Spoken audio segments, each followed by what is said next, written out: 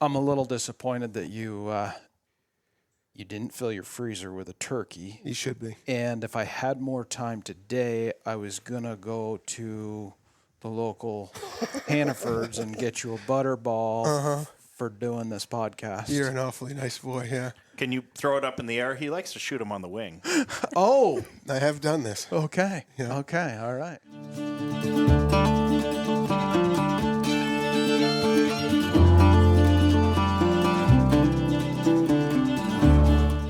Welcome back to another episode of Northwoods Whitetails podcast. Today we've got a couple special guests, Lewis Porter, Mike Snyder, and my beautiful bride, Jamie. How are we all doing? Great. Good. Doing good. Good. Lewis, can you give me a little background? Tell me a little bit about yourself. Sure, I'll give you the short version so I don't bore your listeners too much. I grew up in Calais, Vermont, and live down the road about half a mile from where I grew up, and grew up spending a lot of time outside doing different things, including fishing, hunting, and that stuff, and had a kind of a I guess they call it a patchwork career. I studied biology in college, and then I ended up going into journalism and politics, and eventually all of that sort of came together when I had the amazing opportunity from Governor Peter Shumlin to become Fish and Wildlife Commissioner. And that was sort of the job that was kind of like, oh yeah, now all of it makes sense. So I did that for 7.5 years and left 2.5 years ago.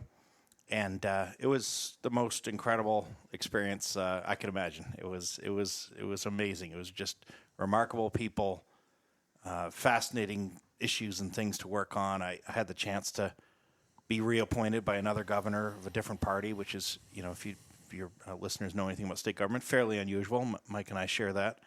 And it was amazing. It was just an amazing experience. That's great. Well, thank you for everything that you did. Thanks for the invite. I Can't believe he left out the part about that job where he met me. So why don't we talk a little bit about that? Let's tell everybody who you are. Well, I'm Mike Snyder, and I'm a forester. I live in Stowe, Vermont. I've been here 30-plus years.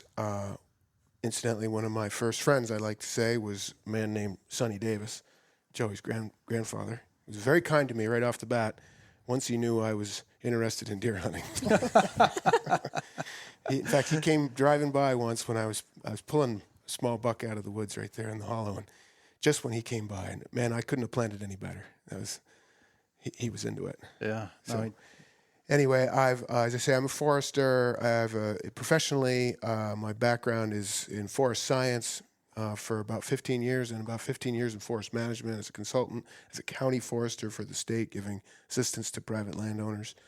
And then Governor Shumlin, just like Lewis mentioned, when he became governor, I got a call from his team, and they said they were interested in having me be his Commissioner of Forests, Parks, and Recreation, a sister department to Fish and Wildlife, very closely aligned, especially the staffs and the work that they do. So it's funny. I won't dwell on it. I said no because I thought I had a great job. I did. And I thought, well, someday when my knees go and I can't roam the woods, and maybe I'll be wise and I'll be a good commissioner then. And they're like, no, we're asking you now. And long story short, they talked me into it, and I came to my senses, really, because as Lewis said, it was quite something. I also spent transitioned from the Shumlin Administration into the Scott Administration, stayed on as commissioner, and I stayed there for 12 years. A year and a half ago, I decided to step down. So I'm back to hanging a shingle as a consulting forester, and I have a mix of consulting and advising roles now, trying to keep it less than full time so that I can focus on family and hunting and being outdoors, because that's really, to bring it full circle, that's a big part of my life and has been, and it's among the best parts of my life. You love to hunt. I do. I love the woods, and I'll just tell you this, I really love to hunt, particularly deer hunting.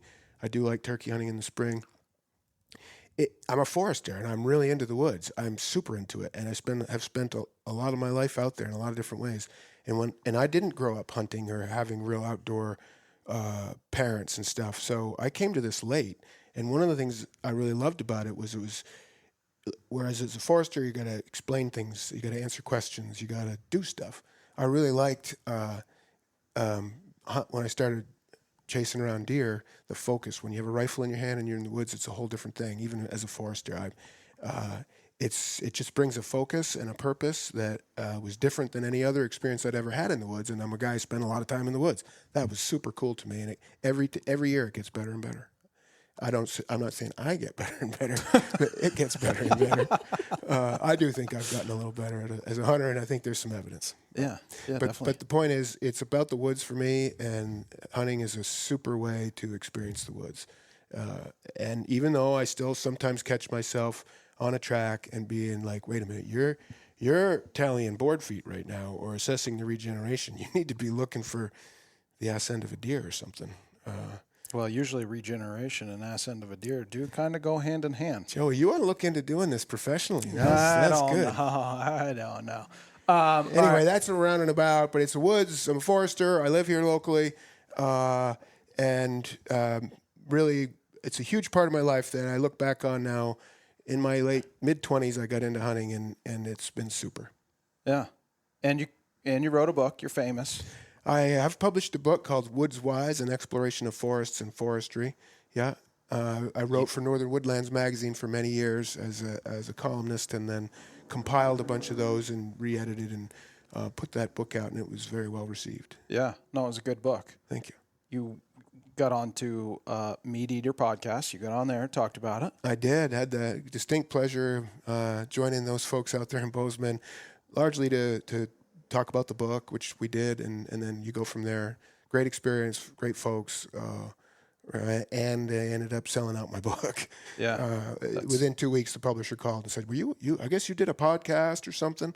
Because we've been having orders like crazy. How great is that? Yeah, like the number one podcast in the country. Yeah. So even if just a couple people, a small percentage of the listeners say, "Well, I'll get that book," it moves the needle. Yeah.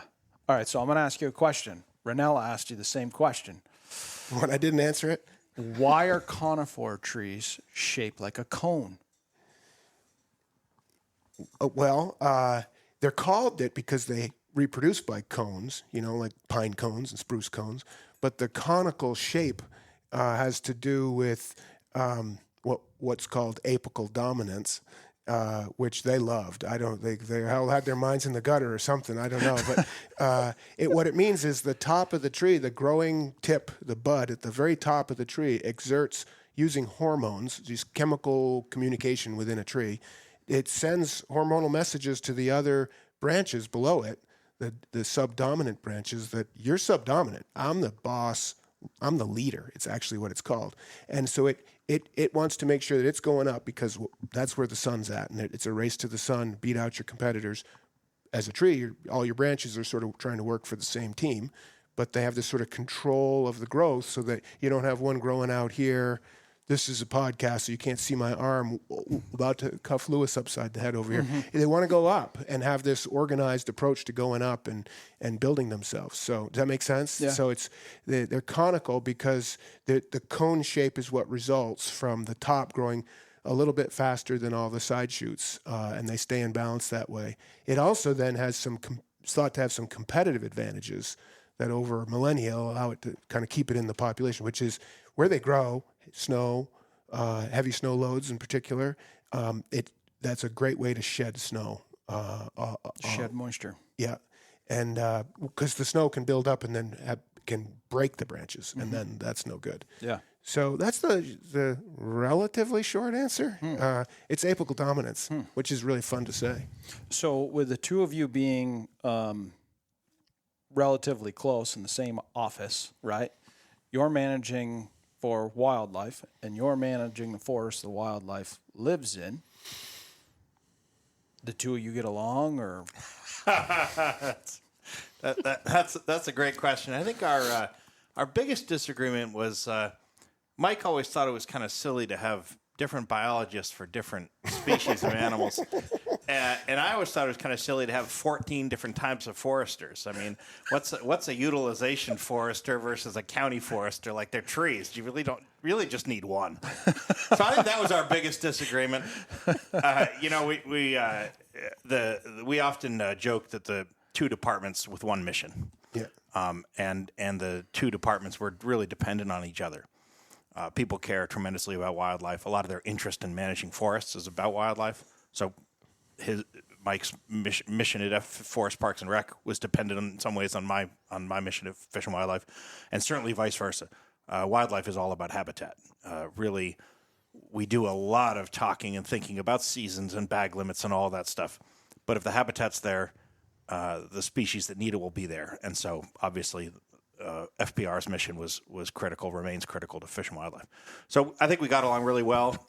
There are always places where the missions of the organizations don't match perfectly, but we're both in the business of managing natural resources and also both in the business of managing recreation based on those natural resources. So I think it works pretty well between the two departments and has historically and certainly did when we were there. And the fact that we would spend a fair amount of time hunting together probably didn't hurt anything. No, among other things. And Lewis he could have said, he should have taken credit for, there have been times, and I suspect it's still so, where the money being the way it is, Fish and Wildlife Department money really helped the Department of Forest, Parks, and Recreation operations, right? So there was also some real strong assistance and cooperation in that way. Just, I won't get into all the weeds, but just know that they're really close.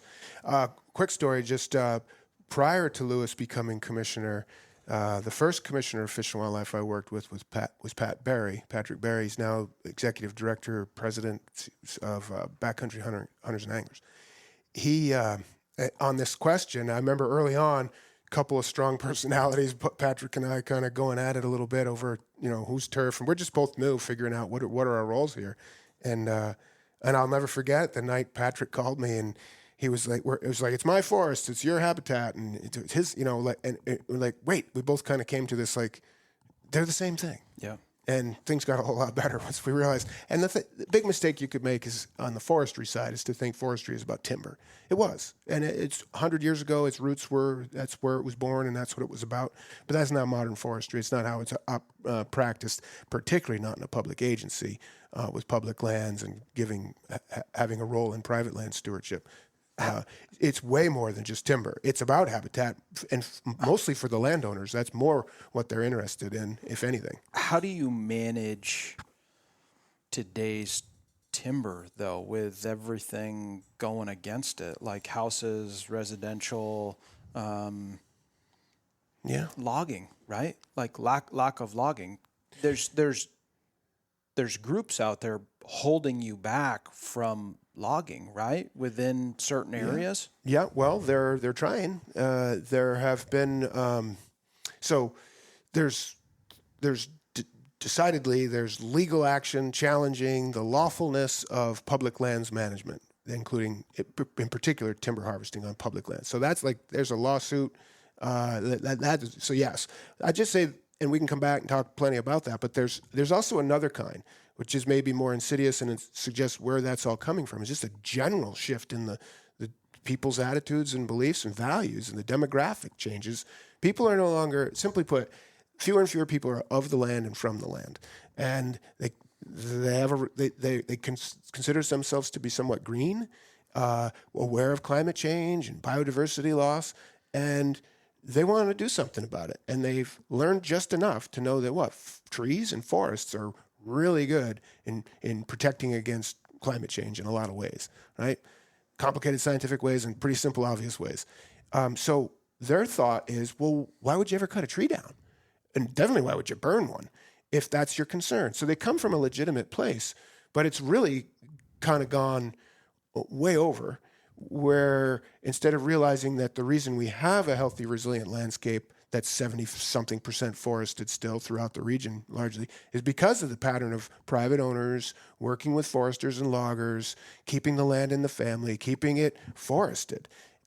So we've gone right past all that to, like, again, it's either wilderness or you leave everything alone.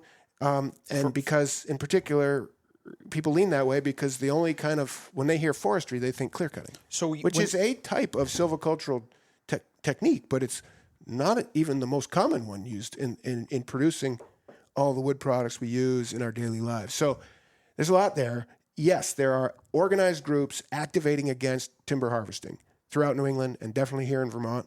I was named in the lawsuit when they challenged the state. That was tossed out of court, lack of standing principally. But it isn't gone. It's coming back. And what I'm saying is that's happened in other states, and they've been more successful in, say, Massachusetts and a moratorium on harvesting on public lands. But to me, it's just an example of a larger problem, which is the gap in our awareness of how much we rely on forests, where wood comes from, and if we're not going to do it here locally, where we do it really well, then you're just exporting the demand for all these different wood products, packaging to you building in your home, somewhere else where they don't have as many environmental controls or take care of the workers, and the money goes somewhere else. So it's really twisted if you think about it. But that's the problem, is we've lost the culture of forestry, which is where we come back to losing the culture of hunting and fishing and trapping. So they're the same kind of, they're twins, right? They're siblings in a sort of cultural erosion, I think, of rural culture. And a lot of these people want this land left forever wild. Is that what you... Yes. So how does Lewis manage a healthy deer population or any wildlife at all in a forest that is forever wild, right? Like, we all know that deer survive off of regeneration for the most part. Well, yeah. Deer need regeneration to get through the most crucial 6 months out of the year, right? Like, and there will be, in fairness, there will be, you're absolutely right, and there will be natural regeneration in a forever wild forest that's left to natural processes. So windstorms that throw over a cluster of trees, that'll regenerate, sure, and I have to say that'll happen, but some places it'll take an awful long time for that to be anywhere near functional. I'm going to use a deer yard, for example, right? Those hemlocks get to be how tall? How tall will a hemlock grow? They're not, any 80 to 100 feet, probably. 100 feet, that'd be right? a wicked tall one, yeah. They get to 80 feet. We get a good windstorm. They're so tall, right? They blow over. They get chewed on for a winter. Where do those deer go? They're done. Like, there's not available habitat to sustain them through the winter months in areas, let's just say we're in Stowe, Vermont. We lose that yard over there on Traps Hill. Where did those deer go? They survive a winter until they get basically to a point where they can't sustain themselves through the winter, and they slowly die off. And that yard is nothing. There's no regeneration other than raspberry bushes in there, and there's not enough cover to hold them. How do you manage that forest for a deer yard? How long does it take for your deer yard to grow back up? I've heard 75 years. Well, yeah, and hemlock's extremely slow growing. It takes a long time to get established, and it'll take a long time to provide thermal cover. One of the best things that I think the Fish and Wildlife Department has done, and it existed long before I got there and has continued since I've left, is the Vermont Conservation Design Project, which is an effort by the department along with FPR and other partners to try to look at the whole state and actually beyond the state and try to figure out what we have in terms of different natural communities, what they call it, but basically different types of landscape.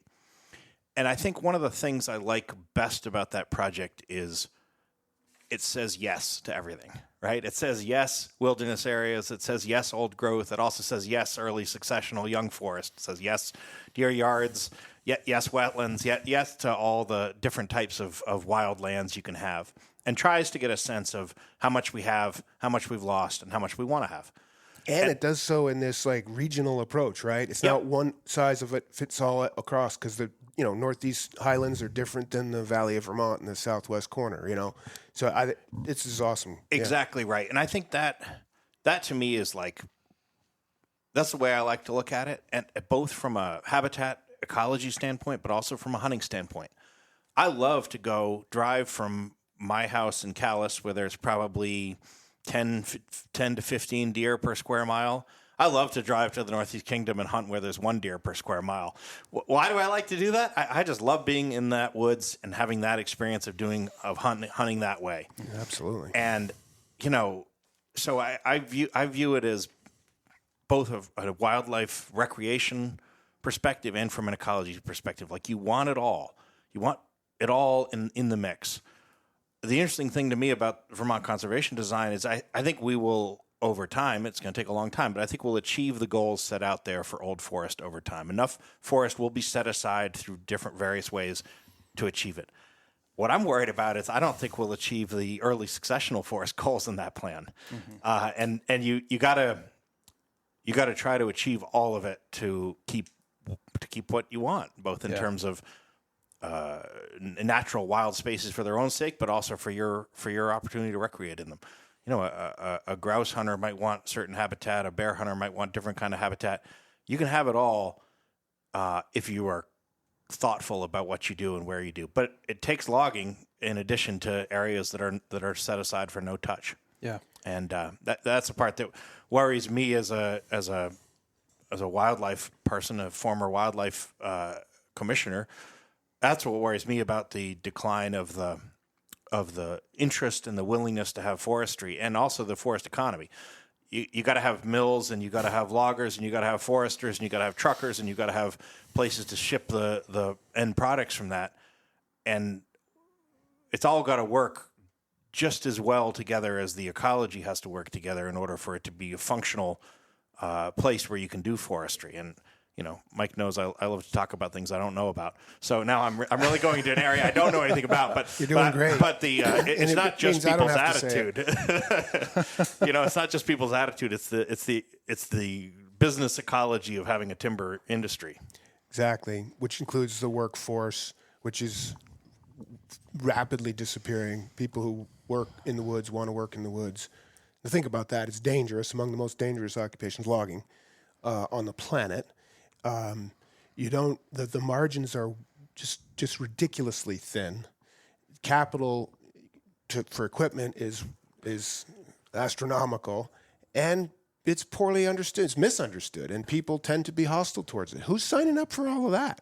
Yeah. No wonder the young guys and gals aren't, with some really notable exceptions, they're not going into this. It's aging, and it's aging out. So no workforce. Lewis mentioned the other parts of the supply chain, the willing landowners, foresters, overseeing and being ambassadors to kind of encourage people to do this stuff. Skilled loggers.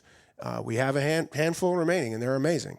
But then the truckers, the primary processing, the sawmills, and the secondary manufacturing, and all it's all of it is in contraction. That's all I'm trying to say.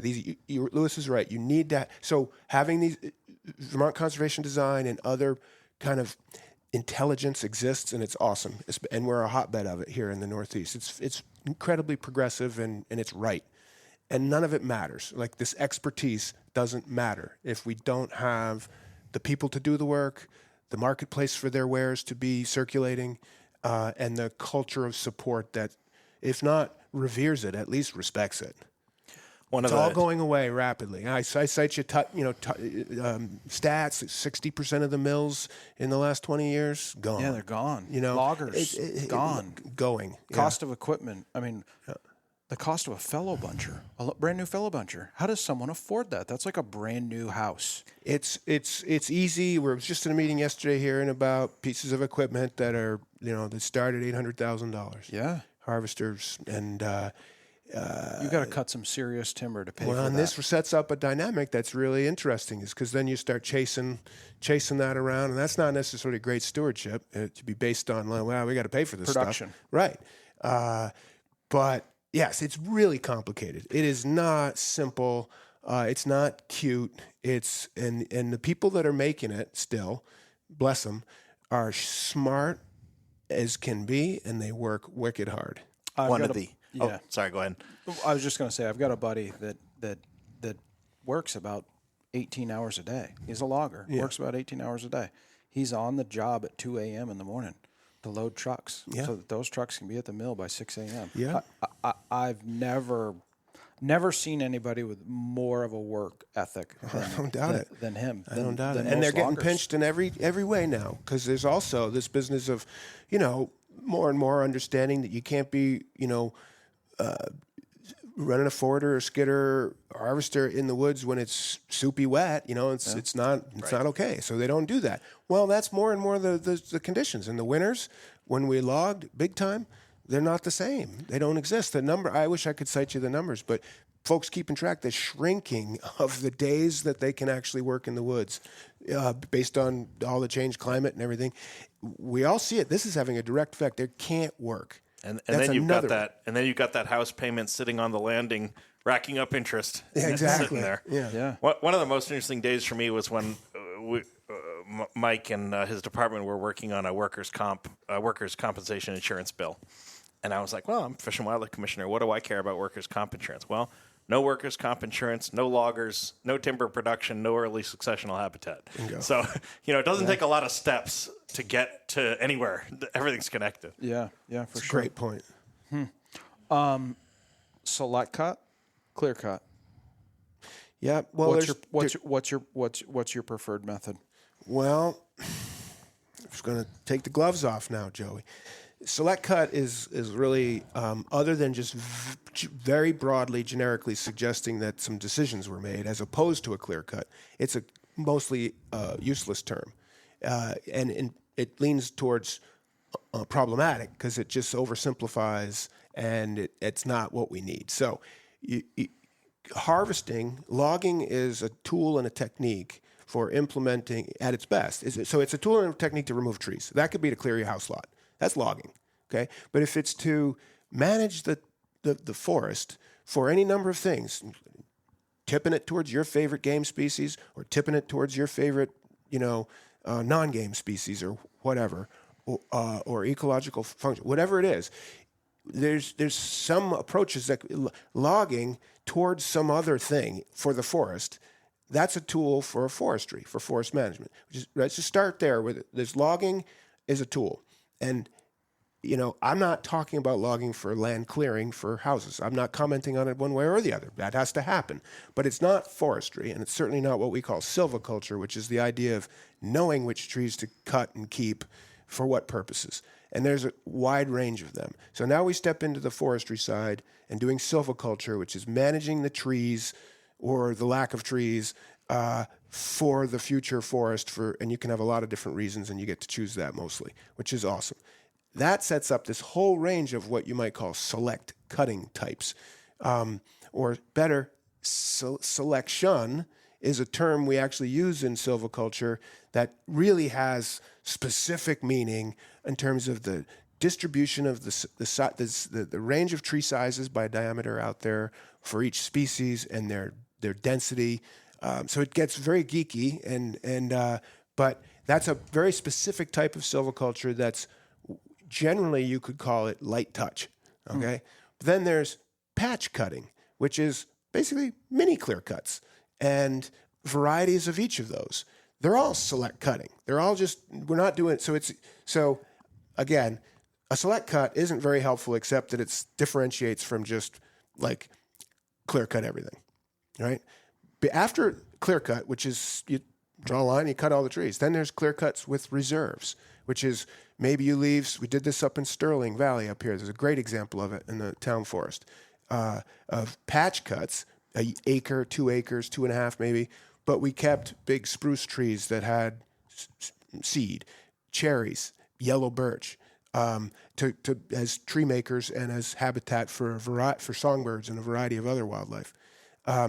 That's clear cutting, or that's clear cutting at a small scale, and then it's which we call patch cutting, if you will, and then patch cutting with reserves. And then there's like a seed tree, which is patch cutting with even more reserves. Then a shelter wood, which is taking back half the overstory off.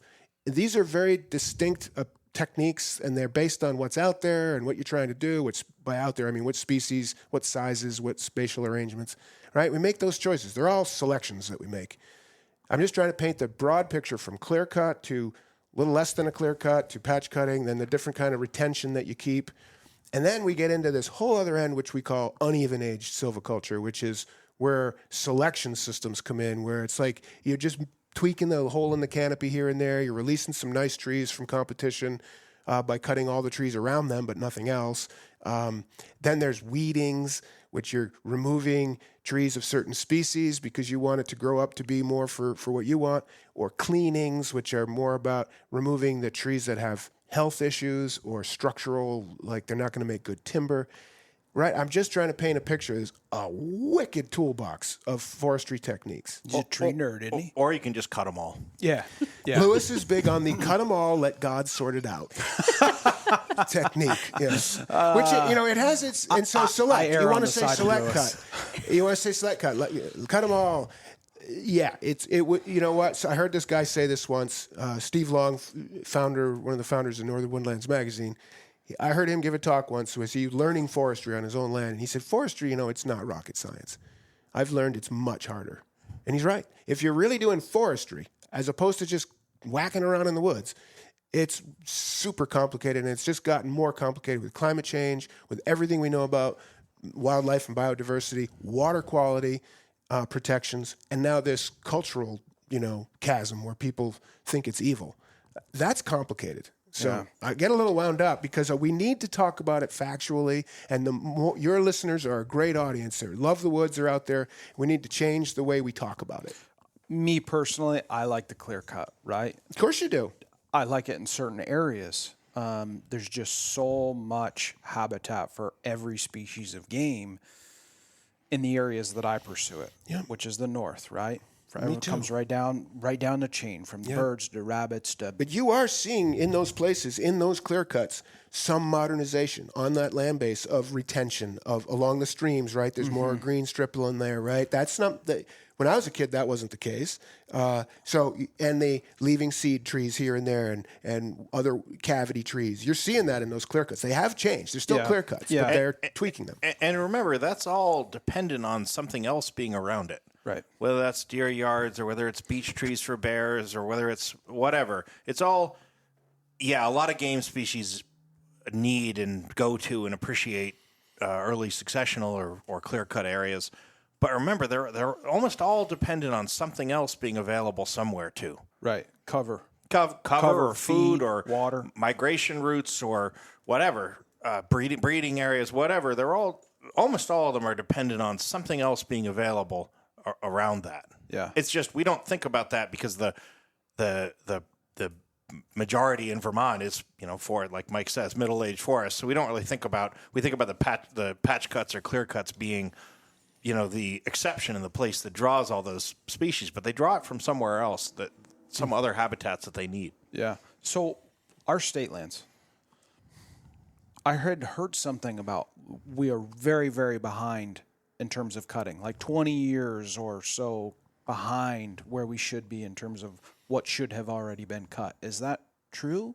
It's you can kind of make a case for it, but here again, it's definitely behind. So just to be clear, when you mention like the state lands, what we're referring to is largely state forests that are designated as such, state parks, which are not just the campgrounds, like there's a lot of forest land, and the wildlife management areas that are cooperatively managed, even though owned by the two different departments. It's about 400,000 acres total across that ownership, spread around 5 regions of the state. What they're behind in is the plans, the management plans that say, okay, public, we take this seriously. Here's how we understand these places, maps, details of ecology, et cetera. Habitat, water resources, timber. And then here's what we hear from you that you value and what we're supposed to do with these lands and try to meet a lot of objectives. That leads to a written plan. At the end of that plan is what we're going to do in these places. And that might be a lot of different things, but most of it's driven by timber harvesting to either pay for it or get it done. And so the planning is way behind. The Worcester Range Management Unit long-range plan that's received some controversy this winter, people saying, what? Well, one of the problems with that is they haven't talked about it for 25 years. And people forget that that's what some of those places, how they're used. So they're way behind for a lot of reasonable reasons, the staff, on getting these plans. They're comprehensive. You people breathing down your neck. Frankly, they're spending more of their time now responsive to freedom of information records requests from antagonists rather than actually going out and doing inventories, mapping, and writing the plans. So they are way behind in plans, generally speaking, around the state, though catching up. Those plans call for the activities. And so you could then say, well, I guess they're behind in the cutting if you assume that there would be cutting prescribed in those plans. So does that make sense? They're way behind administratively because that's a responsibility they have, and it comes before just going around and putting paint on trees or sending a saw into a tree. It's not just because everybody else that doesn't enjoy that forest. I would say it's not because of antis. Yeah. The reason they're behind is there's lots of reasons. Lewis, you manage these wonderful people. Like, would you agree? Yeah. I mean, first of all, there's never enough of them. Right. They're under incredible demands to do not only the core functions of their work, but also a lot of other things like respond to FOIAs, respond to requests for them to come talk, do whatever else, or create rules, do all the other things that are very time consuming. But I think what a lot of people don't know about our former departments, and one of the things I think is really I'm very proud of, and I think Mike is too, is these plans. These are plans put together by foresters and ecologists and biologists, by professionals like Mike used to be before he became a political appointee. That's exactly right. And one of my goals, and I think Mike's, was to keep all of the stuff away as much as you can from the people writing the plan and not interfere and allow temporary political considerations to come into a plan that's going to manage a forest that's going to be there forever and a plan that's going to last for decades. Well said. And one of the things I always like to see what in those plans come forward was a consideration of what was happening on the landscape around the state lands. And if there's a place where there isn't a lot of cutting, some of those plans involve more cutting because to create that early successional habitat. If they're in a place where there is a lot of logging on private land around them, well, maybe we hold back a little bit for a couple of years and delay the work on state lands, acknowledging that the landscape has representative areas of those kind of management. So, I nobody who works for any government, including our state government, is insulated from political and public input and pressure. But I think at their best, the land planners are really focusing on their expertise, and to the extent that commissioners can keep it from them, which is not perfect, not influenced overly by the public, feeling public pressure, which ebbs and flows. It changes more rapidly than these plans change. Mm-hmm. So. Yeah. So, to be clear, those plans ultimately they go to a commissioner. Yeah, they have our signatures on them. And so if it's a WMA, his name comes first, and this FPR commissioner be below it, or for forest, it's first. So they come to us. And I will speak for myself. I cannot remember exactly how many, but a handful of plans came to me as commissioner when they were updated. Famously, the Camel's Hump plan, which was the subject of the lawsuit. I can tell you I never rejected a plan, and I never wrote back saying, you got to change this for some political reason. I sent plans back because it was unclear or it was confusing but never questions. There always were just questions, and really trying to support what I could see and understand from listening to them, what they were trying to put forward. Well, if you're trying to do that, then maybe say it this way, that kind of thing. But those kind of tweaks, but not like, no, we're not doing that because I believe. So I just wanted to add that they do come to us to be accountable. And I'm proud that I signed every one of those plans that came to me, some of them with some tweaks, but never like a politically oriented or motivated tweak that I request. I've got a question for you. What in the ground, there's something with carbon within the ground. When you log it, and maybe you can't answer this, when you log a certain type of tree off the forest floor, it produces carbon, correct me if I'm wrong. Okay, I'll correct you. What produces certain type of trees that produce like grouse habitat? Okay. It's something. isn't there carbon of some kind that produces certain trees? Well, that understory is needed. No and yes. So there's something there, and we'll talk about that. And there's carbon, and we should probably talk about that. But these are being conflated a little bit. So let's go with the practical question you asked. It was like, okay, I want. Would you say grouse habitat? Yeah. So partridge. Generally, now I'm not the wildlife biologist, but I'm the forester and worked with the biologists. And the general idea there is, this Lewis was mentioning the young forest, early successional habitat, right? Now, they're also famous for being associated with popple, aspen, poplar, all the same, right? Different names. And that's a tree species that's really good at regenerating by its roots and its stump sprouts after cutting. So it's particularly suitable to like little patch cuts or clear cuts that then resprout very quickly with that same species. And that's like a guaranteed, and then you leave some drumming logs, and that's Rough Grouse Society's got a whole kit for like these little 10-acre cycling around and every 10 years, and you can just go on forever managing and maintaining this habitat, which includes carbon because we're all carbon-based life forms. There's carbon in trees, there's carbon in us, but it's not because of the carbon. It's because of the tree species that were there, or the seeds that were buried, or the seeds that are blowing in, and the cutting or other disturbance that happens to reset whatever's there, right? So that's actually what most of the logging and forestry operations are intending to at least be guided by. What would happen how do you get those raspberries? How does that happen in nature? Blowdowns and all, whatever. Trying to mimic natural process. That's what it's all based on. Could you burn it and get the same results? You can, and in fact, prescribed fire is as old as the native peoples of New England. It's well established that they used fire to manage forests and particularly for game purposes and others. And even to today, we have on state lands a small account of prescribed burns that get done to regenerate blueberry habitat or pitch pine habitats, for example.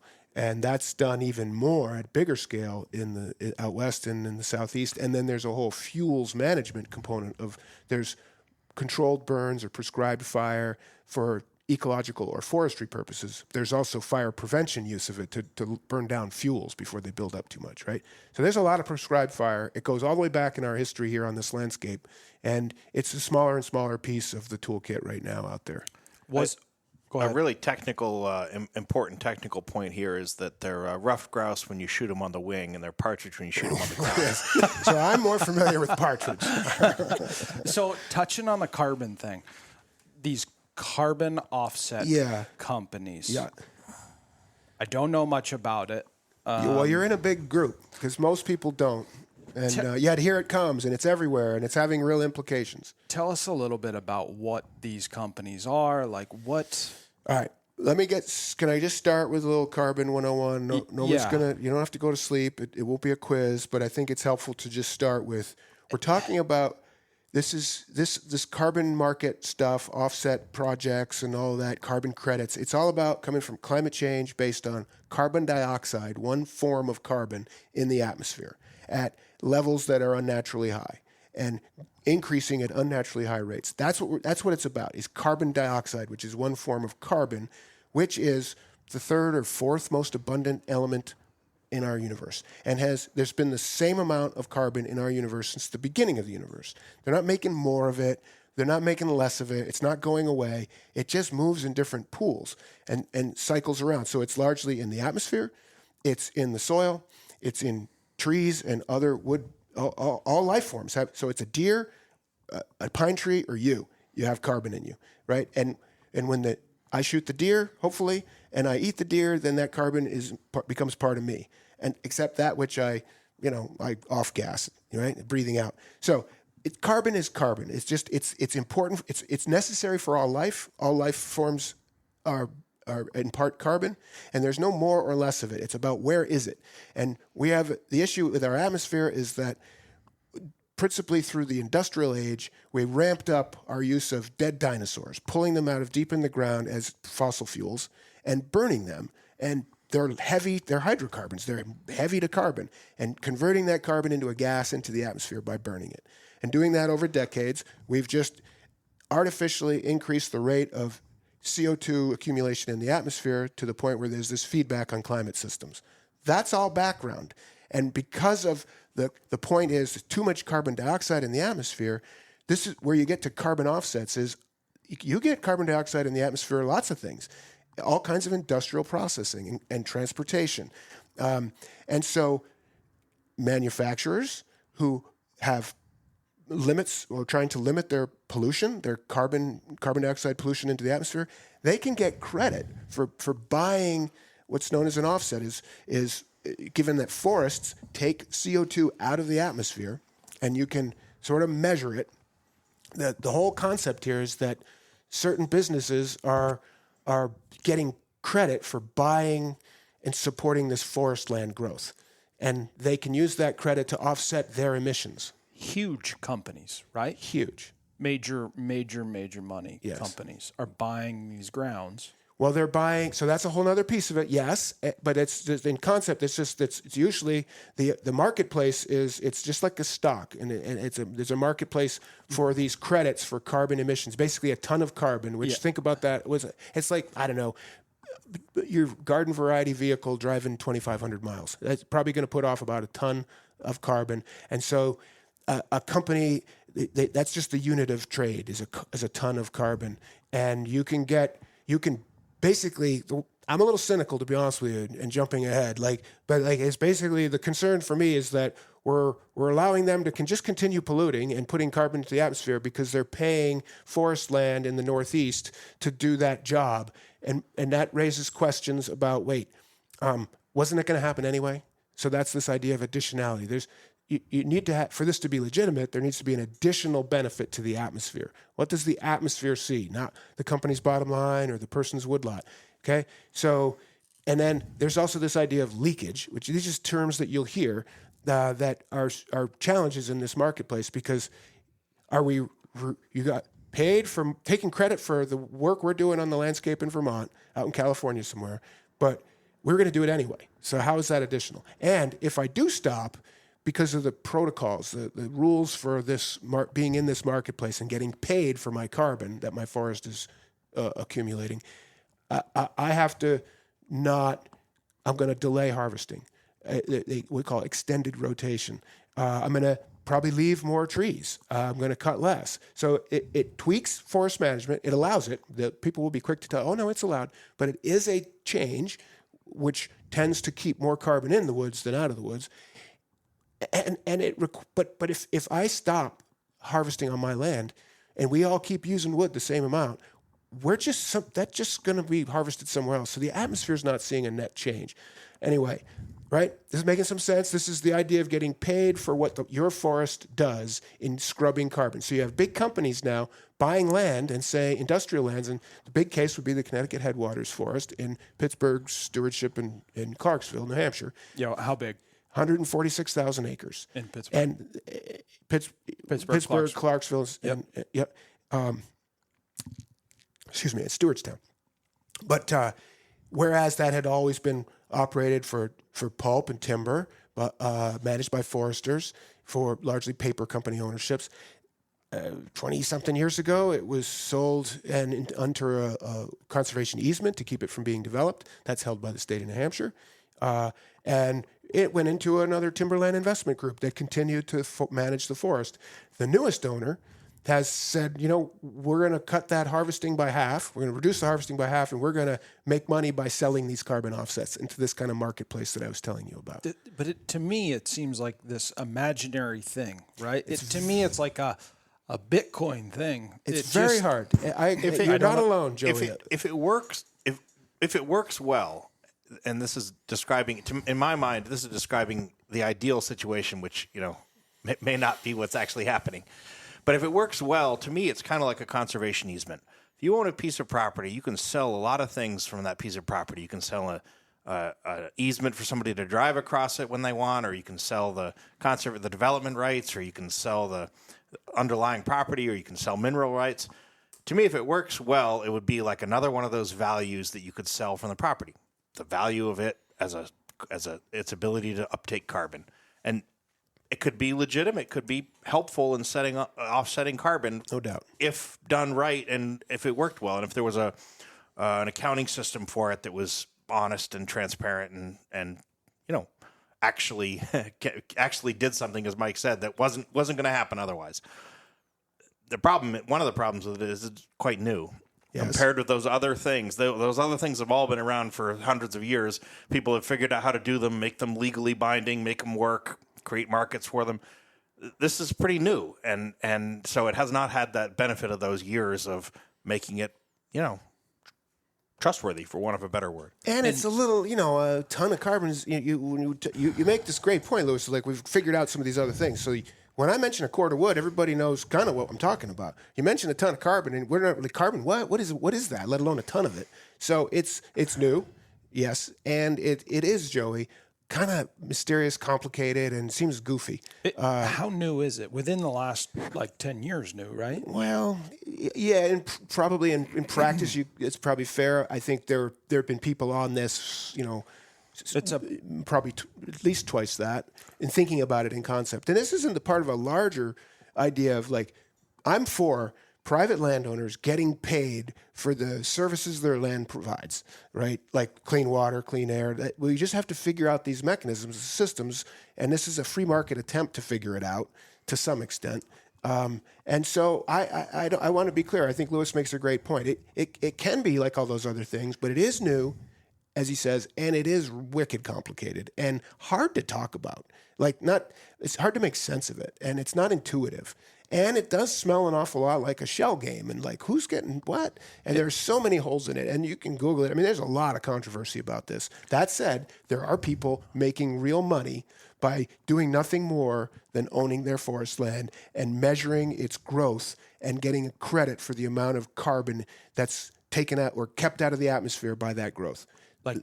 Billion-dollar company now is what they're saying. It started out in the millions, and it's doubling. I don't know every this particular. I know where's the money come from?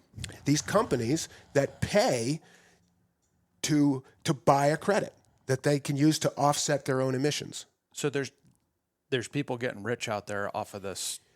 I think the companies are being allowed, at its best, they're being sped along towards their goals of reducing their climate impact. At their worst, it's a total greenwashing shell game, and they're saving money because they have to spend. But they wouldn't be spending this money to buy credits if it wasn't working for their business some other way. So the industries that are buying these credits, I don't know how it works for them.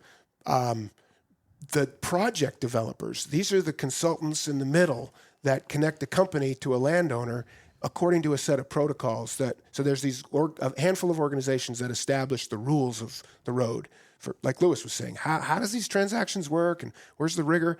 And by the way, this is mostly in the voluntary marketplace. There's also mandatory regulatory marketplace that has a little bit more teeth in it. But so this is the sort of Wild West of the voluntary carbon markets. I think the people who kind of put it all together and draw up the agreements and what are the terms, they're making some serious coin. Yeah. And landowners are starting to get paid, a few bucks per acre per year, maybe more, maybe even up to a few $100s. And that's new, and that's interesting. I own woodland, and I pay taxes. And every now and then when I cut timber, I make a little money. But it'd be kind of nice to know I could get paid just because they're cleaning the atmosphere. Yeah, I'm for that. It's just, what are the rules? Who's counting and who's getting rich? Yeah. It ain't the landowners at this point. It's allowed in 11 states right now? It's legal in 11 states or something? Boy, I don't know. It's pretty much just the East Coast, like from Virginia, West Virginia. Well, there's different programs that focus in different areas. I do know that. Yep, I'm sorry, I can't say for sure. Maine. What I want to know is what happens to the carbon cycle, Mike, when you shoot a tree because the deer's too close. Well, there's really little change, and the tree will overcome that injury, depending on where you hit it. And the deer will definitely recover. Well, that's what I mean. There's little change. The deer's already down range. He's running. So let's talk deer hunting. Where do you see this state headed? So I'll probably get a lot of emails from your listeners when I say this. I think Vermont's about to go into the golden age of deer hunting. Really? Yep. And the reason for that, well, there's a lot of reasons for it, in my opinion, but two of the reasons I really don't like, but I think they will have an effect. One is climate change and easier winters. I think we're going to see a pretty dramatic change in deer survival through the winters. Over the course of the next few years. And the other is declining hunter numbers. Those are two things I hate, two things I would do everything I could do to prevent. But I think those two things, combined with some smaller factors, will mean that we'll have better, more accessible, and more successful deer hunting in Vermont than we've had maybe ever, but certainly in a long time. It seems to me like certain parts of the state, I would say I think you're on to something. There's certain parts of the state that are producing very good deer, and there's certain parts of the state that used to produce very good deer that do not produce the same kind of quality as they used to. So I'll see if I can dig it up and send it to you, but and your listeners can look it up in the Fish and Wildlife archives. But it's fascinating if you look at a map of the state of Vermont and where deer were shot in the 1970s and where they're shot now, and they're almost mirror images of each other. Really? Yeah, the places where all the deer were taken in the 70s are very few deer taken now, and the places where there were no deer in the 70s are where all the deer by numbers are taken now. Now you still have mountain areas in the Northeast Kingdom where a lot of big deer are taken, but few numbers. Yeah. But places like the Champlain Valley, places like Franklin County, those were very few deer taken in those places in the 70s and in a lot of those parts of the state, and now there are large numbers of deer taken there, and it's just a function of the habitat changing and farmland changing where it is, forest changing where they are, and also hunter pressure where people are deer hunting, but they're almost mirror images of each other, and I think a lot of that is why people are frustrated, understandably so. We used to have you had a camp that you have had for many generations, many decades in your family. There might have been many deer shot out of it in the 70s and very few shot now. But the corollary is also true. Those places that didn't have many deer taken many years ago have a lot taken now. It's a little hard to compare because we have so many more seasons now and so much longer seasons now. So I always used to have this fight with a outdoor journalist that I really like, but we always had this argument because you compare just the rifle bucks taken now versus 10 years ago, 20 years ago, 30 years ago, whatever. But you can't just compare those rifle bucks to rifle bucks now. Now we have long archery seasons, we have muzzleloader seasons, we have all these different opportunities. So you've got to take the aggregate, look at them in the aggregate. And I think I had very mixed feelings. The 3-point rule was passed before I came into the department. Quite a while, several years before I came into the department. I have very mixed feelings about that rule for reasons I can go into if it's interesting. But I think it did have an impact on the quality of bucks taken in Vermont. Having that 3-point. Yeah. And when I was in Rodney Elmer's taxidermy shop one time, and he was like, "Well, here are the deer from before, and here are the deer after." And I think that the 1 buck rule will have maybe as close to as significant an impact as that 3-point rule. So I think all those are smaller factors, but I think they'll contribute to the what I see coming. But I think deer hunting is going to be better and more successful, more variety in terms of opportunity, types of hunting, places people can hunt. I think we're going into the golden age. I know that's not the right direction. Not a common viewpoint, but Maybe I missed this. Sorry. And I'll push a little bit here back. Posting? yeah. You Posting. say increased access, isn't it going the other direction? Well, I mean, when I say increased access, I mean length of seasons. Yeah, land access is a huge problem, and posting is certainly a major part of that. Okay. Yeah, no, when I mean access, I mean length of seasons, variety of types of seasons. Yeah. The accessibility might be an issue, but where you have posted land and nobody's going to let you on there is also going to grow an age structure. Yeah. Right? Well, that's true, and I, frankly, I gotta say that hunters are a major impediment to the Fish and Wildlife Department's efforts against posting, because everybody who has their own piece of property or a friend's piece of property that they post, they want to keep it posted, and I understand why, but hunters are great advocates against posting, but they're also advocates for posting. Mm-hmm. Mm-hmm. Mike, what do you make of that from a forestry standpoint? Saying that we're headed in the right direction of deer hunting, what do you see forestry-wise? Do you see the forest coming along for the better or for the worst? Well, we're generally speaking, the landscape heavily forested, generally doing pretty well. Yeah. Like that's a really good story and better than most states. We're the third, fourth most forested state, and it's generally doing well. There's two things I would call your attention to. Well, three. One is the culture that's collapsing that supports it. We already covered that. The second one would be we're losing forest land, acres, okay, for the first time in 100 years. Kind of going the other way. There's always been woods coming out for agriculture, woods coming out for houses, but for whatever the balance of woods farms going back into woods and whatever, right now it's documented that people argue about the number, but it seems people to agree between 8,000, 15,000 acres a year of forest land in Vermont going away. Not logging. I'm talking about it's no longer a forest. So that's a problem if it continues that way, right? We're just losing land. And depending on where and which land and for access and for ecological connectivity, there's a lot of questions there. But losing land is one threat to the golden future. The other piece is what we've touched on is that we largely have, owing to the land use history and agriculture and then abandonment of farms at certain periods and regrowth of forest, we have largely speaking, generally speaking across the state, a pretty homogeneous, a pretty simple and uniform forest condition. They're largely 80-something years old, 80 to 120 years old. For me, that'll be a good run. That's barely middle age for most of the northern hardwood species and the associated softwoods that grow with them, right? So it's a really young forest still. It's not early successional rabbit and grouse habitat, but it's I'd call it late adolescent. It's not even middle aged in my view. Really? Yes, and because not only is it age, but there's a mix of species that's pretty simplified.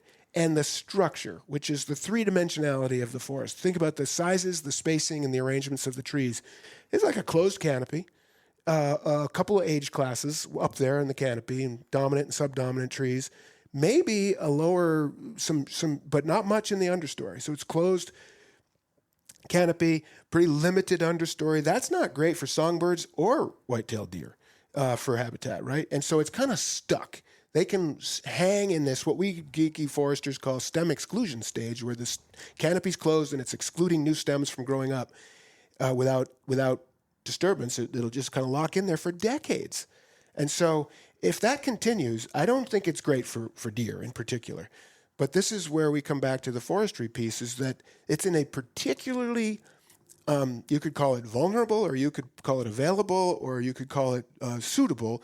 It's in a particularly suitable position right now in this category where some judicious tree cutting can really jumpstart the complexity and the structural enhancement of the forest, which is well known to being the most resilient, the most diverse, and the most productive forests are the ones that are complex. They're not one simple age class with three different species. It's a mix of young and old and different sizes. Living and dead.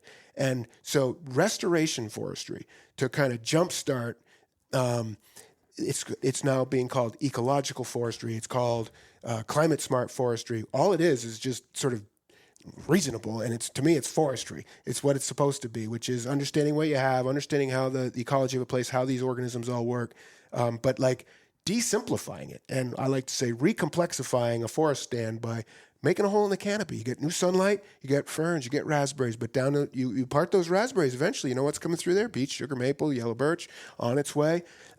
So we can, and there are more and more is really exciting times for forestry and silviculture, is like how do we jumpstart these very, I call them boring, sterile, kind of simplified forests that aren't great habitat to be more productive in all these ways, including deer habitat. You guys got your work cut out for you. But, well, we know how to do it. And we have some people that want us to do it, but then there's, right, it's like, who's paying for it? And who's putting up with those trucks going down the road? What neighbors are complaining? So that, again, we know how to do it. We need to have the mills, we need to have the workforce, and we need a community that supports it. Yeah, but if it doesn't happen now, it's never going to happen. And when we lose the logging workforce and when mills shutter, they don't come back. No, they don't come back, but those trees are just going to fall over, blow over, or whatever. They're just going to rot. And sure, you're going to have your new growth, like what you're talking. It'll just take a really long time to get there. Yeah. Yeah, but all the animals are dead by the time that takes yes. place. No, I'm not saying it's a good thing. I'm saying we're missing an opportunity we can really accelerate the habitat conditions to Lewis's, golden future to play that side of this with all the new regulatory access and that's great to hear. And we could actually jumpstart the habitat to be more productive. We know how to do it, but we don't have the sort of political or the cultural support for it. And it's also costs money, and you need people who know how to do it and are willing to work hard. When you say it costs money, there's so much money to be cut, though. Yeah. I'm sorry. You're right. That. Thanks for catching that. What costs money? Well, pretty much everything. So you need to be able to cut the trees and have a market to sell them into, so that you can pay the forester and the logger gets his or her share, et cetera. The money makes it all work. It also, there's a lot of habitat work, enhancement work that doesn't produce, it's pre-commercial or non-commercial. So the timber sales really, particularly on public lands, a lot of that stuff, that the timber money goes into trails, goes into habitat enhancement, water quality, aquatic stuff, access. So that's all I mean by it's expensive. You're right to point out that there's economic opportunity in good forestry if you have this whole system in place. If you don't have proponents of it now, though, do you think you'll ever have proponents of it? I would say the changing demographics that are coming to Vermont. This is where we get decidedly negative in our conversation. To me, I don't see any reason to see it just magically changing. I worry that the only thing that's going to change it is scarcity. When we can't get what we need, and when and that's probably not even in my lifetime. But what we're running up against is a region, a northeast region that is I'm going to go here. It's like a green elitist playground that's pretend land, and it's because it's just it's held as forest. There's a legal constraint that says it's going to stay that way, but the things that have kept it this way to this point are no longer there. And it's not really functioning anymore, other than being, pretty extensive forest land that will have all these natural things. And in time, it won't be boring middle-aged. It'll be a mixed mosaic of ages and conditions. But honestly, I look around. I mean, I worked hard at this stuff, and I don't know. Lewis used to say, it's over. And I'd say, no, it's not. Remember, I'd pound the table. It's not. I think I've kind of come around to it. He might be right. I do think that Lewis is right in that fact. I think that it's over, unless you can... I'm gonna throw you for a loop here by being the optimist. Uncharacteristic for me. Anybody seen Lewis?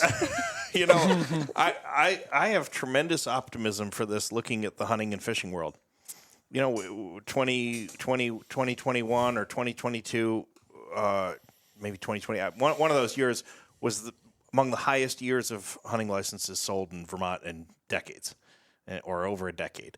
I see a lot of, let's say, COVID. COVID was part of it. Okay. But I see a lot of people who did not grow up hunting getting into it. Probably more people who never did grow up hunting getting into it than was true in any time in our history as in modern times of hunting. And I think that same thing can apply to some of these other natural resource uses and values. Mike's department, old department,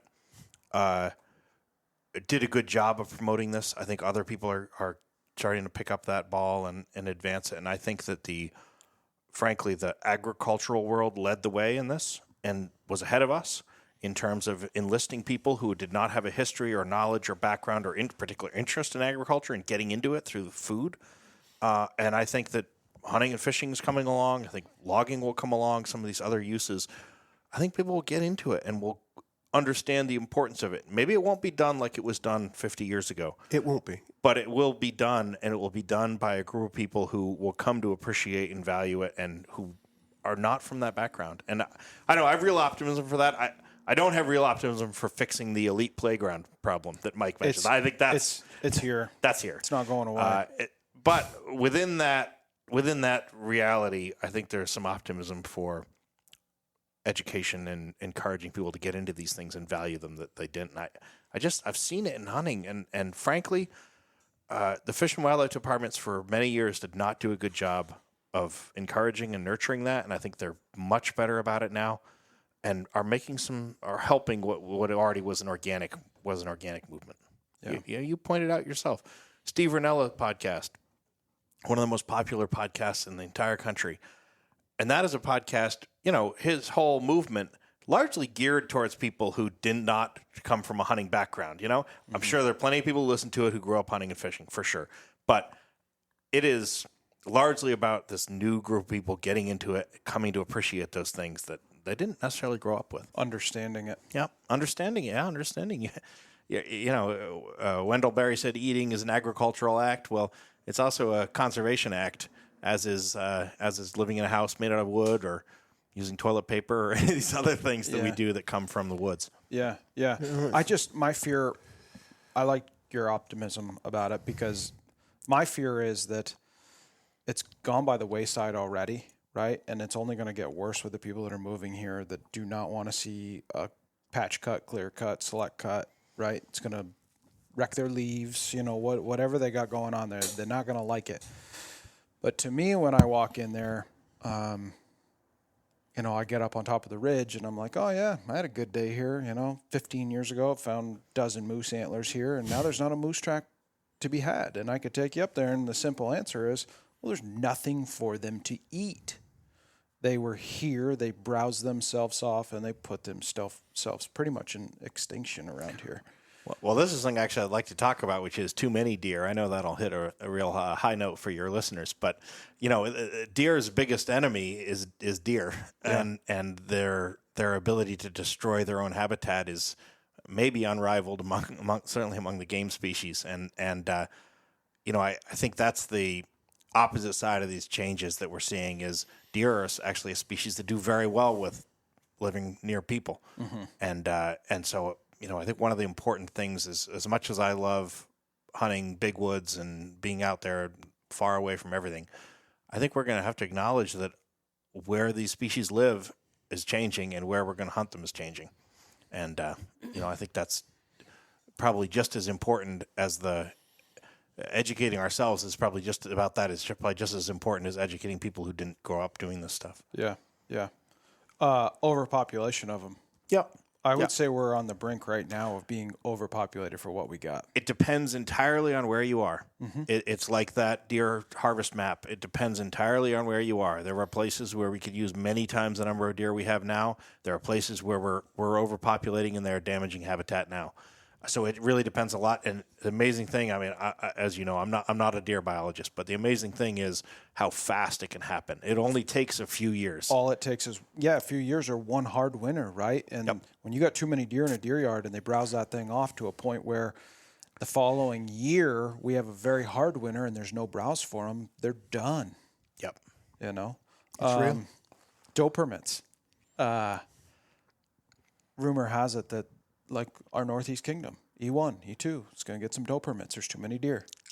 What do you think about that? Well, I took a few slings and arrows for supporting the biologists in bringing back archery hunting up there, including for does. The reason was simple. It was just a question of providing opportunity, and the number harvested is small enough that it doesn't really make any difference. I'm not sure about what the biologists in the department are thinking currently about doe permits up there, but harvested does is how you manage deer populations, and pretty much exclusively how you manage them. And so whether that's with a muzzleloader or a crossbow, that's how you do it, and that's how you got to do it. And so I think the department biologists have a long history of being pretty brave about putting doe permits numbers out there. And I think over the long term, their approach to that has been borne out and been supported, and I think hunters are coming to support that too. But there was a lot of years where the anti-hunters were not what biologists in the department were made uncomfortable by. It was the hunters who didn't want doe permits. Yeah, there's a lot of that older generation that does not want it. They had seen the effects of it through their time, though, right? Because there was a doe season during rifle back when, and it kind of, I don't want to say cleaned them out, but it definitely put a toll on, took a toll on the herd. Yeah, I think there was a combination of things. Permits, or seasons, but also winter weather. I did a combination of those things. But I think you're right. I think I don't think you'll ever see rifle doe permits in Vermont for that reason. Yeah. And for another, maybe more practical reason, which is most of the places where we have the biggest issue with deer populations are generally not in places where it's easy or even safe to use a rifle. So a rifle is probably not the best implement to manage doe populations. Places could be done, but you're 100% right. But it's just not. They're in backyards and suburban areas and little patches of woods between houses. And you could go up the road here and see 20 a night. You know what I mean? In one field, and you can't get in there to shoot them with a rifle, nor would you want to. Yep. May I ask Lewis a question on this? Let drive. Well, you won't be surprised. I've always wondered this. Hunting in Vermont and New Hampshire, it's where does are concerned in Vermont. If it's muzzleloader, say it's a lottery, so that some people, a fraction of the people, get a tag for the entire season. Whereas in New Hampshire, sometimes the way they do the antlerless is everybody gets a day or two of any deer, right? So I'm just curious, you were in that world. Can you explain why there's that's a big difference, and do you think one's better than the other in how you go about allocating doe permits? Yeah, I think that from a biological standpoint, you could probably do either. You could vary the length of which anybody could take and make the same the numbers impact. that you're getting at. Yep. I think it's about the hunters, not about the deer, and just the rodeo aspect of having that out there for such a short period of time. Same reason that Vermont doesn't stock pheasants anymore.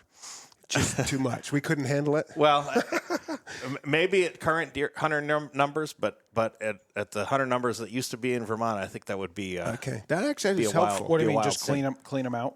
Well, more danger to other hunters, or just a rodeo atmosphere. Let's just call it a rodeo atmosphere. There's a place across the river. I'm not going to name names. Brown is down, right? That's where what you mean? it is. Yeah. They stock pheasants on the other side of the river.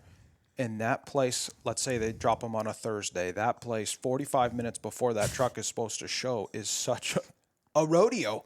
It's a freaking shit show.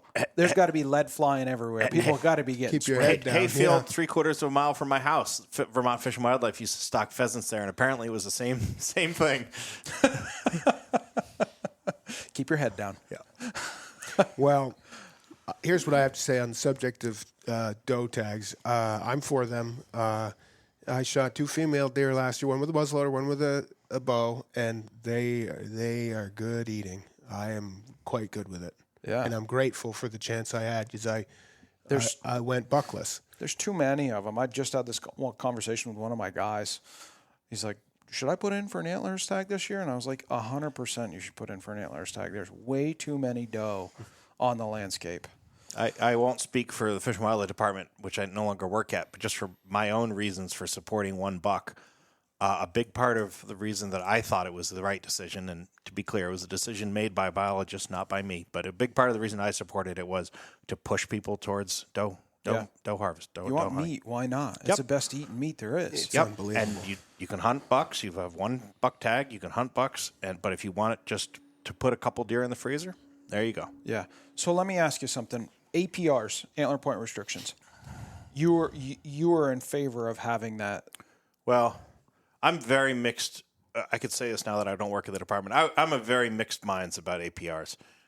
It existed before I went in as commissioner, and I supported keeping it because it was already in place. But I'm a very mixed mind about it, and I tell you, there's a couple of reasons. The most important of which, from my perspective, is what I love about Vermont deer hunting is the culture of Vermont deer hunting and what it's about.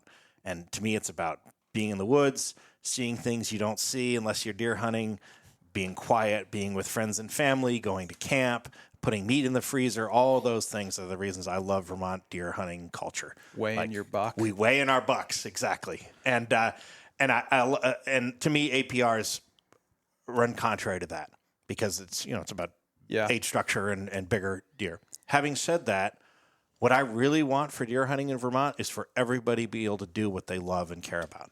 So have places where people can hunt and there are big bucks if that's what you're into. Have places where you can harvest meat. Have places where you go to camp. Have places where you go out your backyard after you get done work. What I love about our current set of regulations and where I think we're going as a state is as much opportunity and access to hunting as people can get. And so APR is part of that. I wish we had more opportunity, right? Like I'm like, shit, just adopt New Hampshire's rules, right? That opportunity of being able, like you say, Mike, shoot a doe if you want a doe. If you want meat, shoot. There's your one tag for a gun. One with a gun and you're done. Whether it's buck or doe. I like that opportunity of that early season bow hunting that they provide, right? September 15th, bucks are patternable, right? The guy that wants to focus on shooting a bigger buck, there's no better time to shoot that buck than when he's in that summer pattern. He's just coming out of velvet, right? He's still doing his summer things. His demeanor is down. He's fun time of year to hunt, I hear you, but with modern muzzleloaders and with crossbows, people have opportunity to harvest. Oh, they do. For sure. I mean, some seasons don't apply to them, but To your point, different story for another day. to your point, Joey, I think one of the nicest bucks I've seen in recent memory was during the very recently begun early muzzleloader, where it's antlerless only. Of course, that's when I saw that. It's early. It's late October, so we're still relatively early. And you're just like, this is what I see when I have a doe tag and can only shoot an antlerless deer. Yeah. I don't know. I do like the way that New Hampshire does it just because it seems like it spreads it out, takes pressure off that certain window, 2-week window, 16 days, whatever it is of rifle season, and it spreads it right out. And then the archery hunters have their time. And I guess for me in a place like this town, right? Like when you make noise pushing woods for doe tags, right? Guys push woods, muzzleloaders, they're driving small patches of woods. It pisses people off. Nothing pisses people off more than having somebody on your back lawn pushing deer, trying to kill the doe. Archers, it's quiet. Everybody's got permission. You drag the deer out during the dark. It's a very useful management tool. I would love to see that September 15th come to Vermont. Maybe it's just shooting does, managing does. Yeah. I hear you. I agree. And I'll raise you one. On the other end, in New Hampshire, you can carry your bow during rifle season. Mm-hmm. And, campmate, my buddy Matt, he's made good on that, which is awesome. I haven't, but I like the idea of, it's his story to tell, but the gist of it is he saw a doe. He carries his bow going through the woods in his hands, and he's got a small rifle on a scabbard on his back. Nice. And he sees a doe, and he pulls up and draws, and he lets fly, and the arrow hits something, whatever he missed, and the doe jumped a little bit and ran, and he looked, and there was a beautiful buck standing there. Just kidding. And so he pulled that little rifle off his back, and pow. No kidding. Yep. Huh. We can't do that. We can't all be Matt. No, we can't all be Matt. For us. So APRs, did the department ever think about doing something within certain zones of like up in the ante on the 3-point per side? Like I look at the islands, for instance. Mm-hmm. Why not do like a 6-point minimum, or 4 to a side in a place like that where it can be managed, where there's no winter severity to speak of.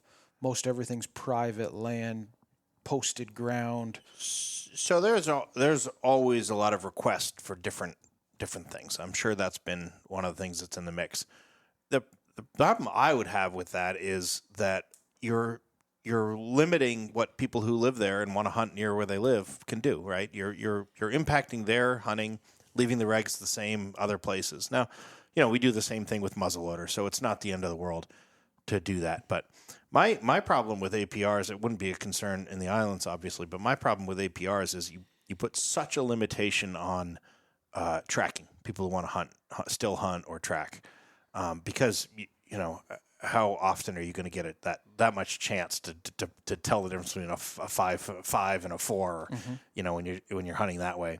So it puts a real limitation on those types of hunting, and I think I know you'll end up with more deer that get taken by the game wardens because people will do the right thing. They'll make a mistake and they'll self-report. Yep. That's not the end of the world. That meat goes to good use. It goes to food pantries.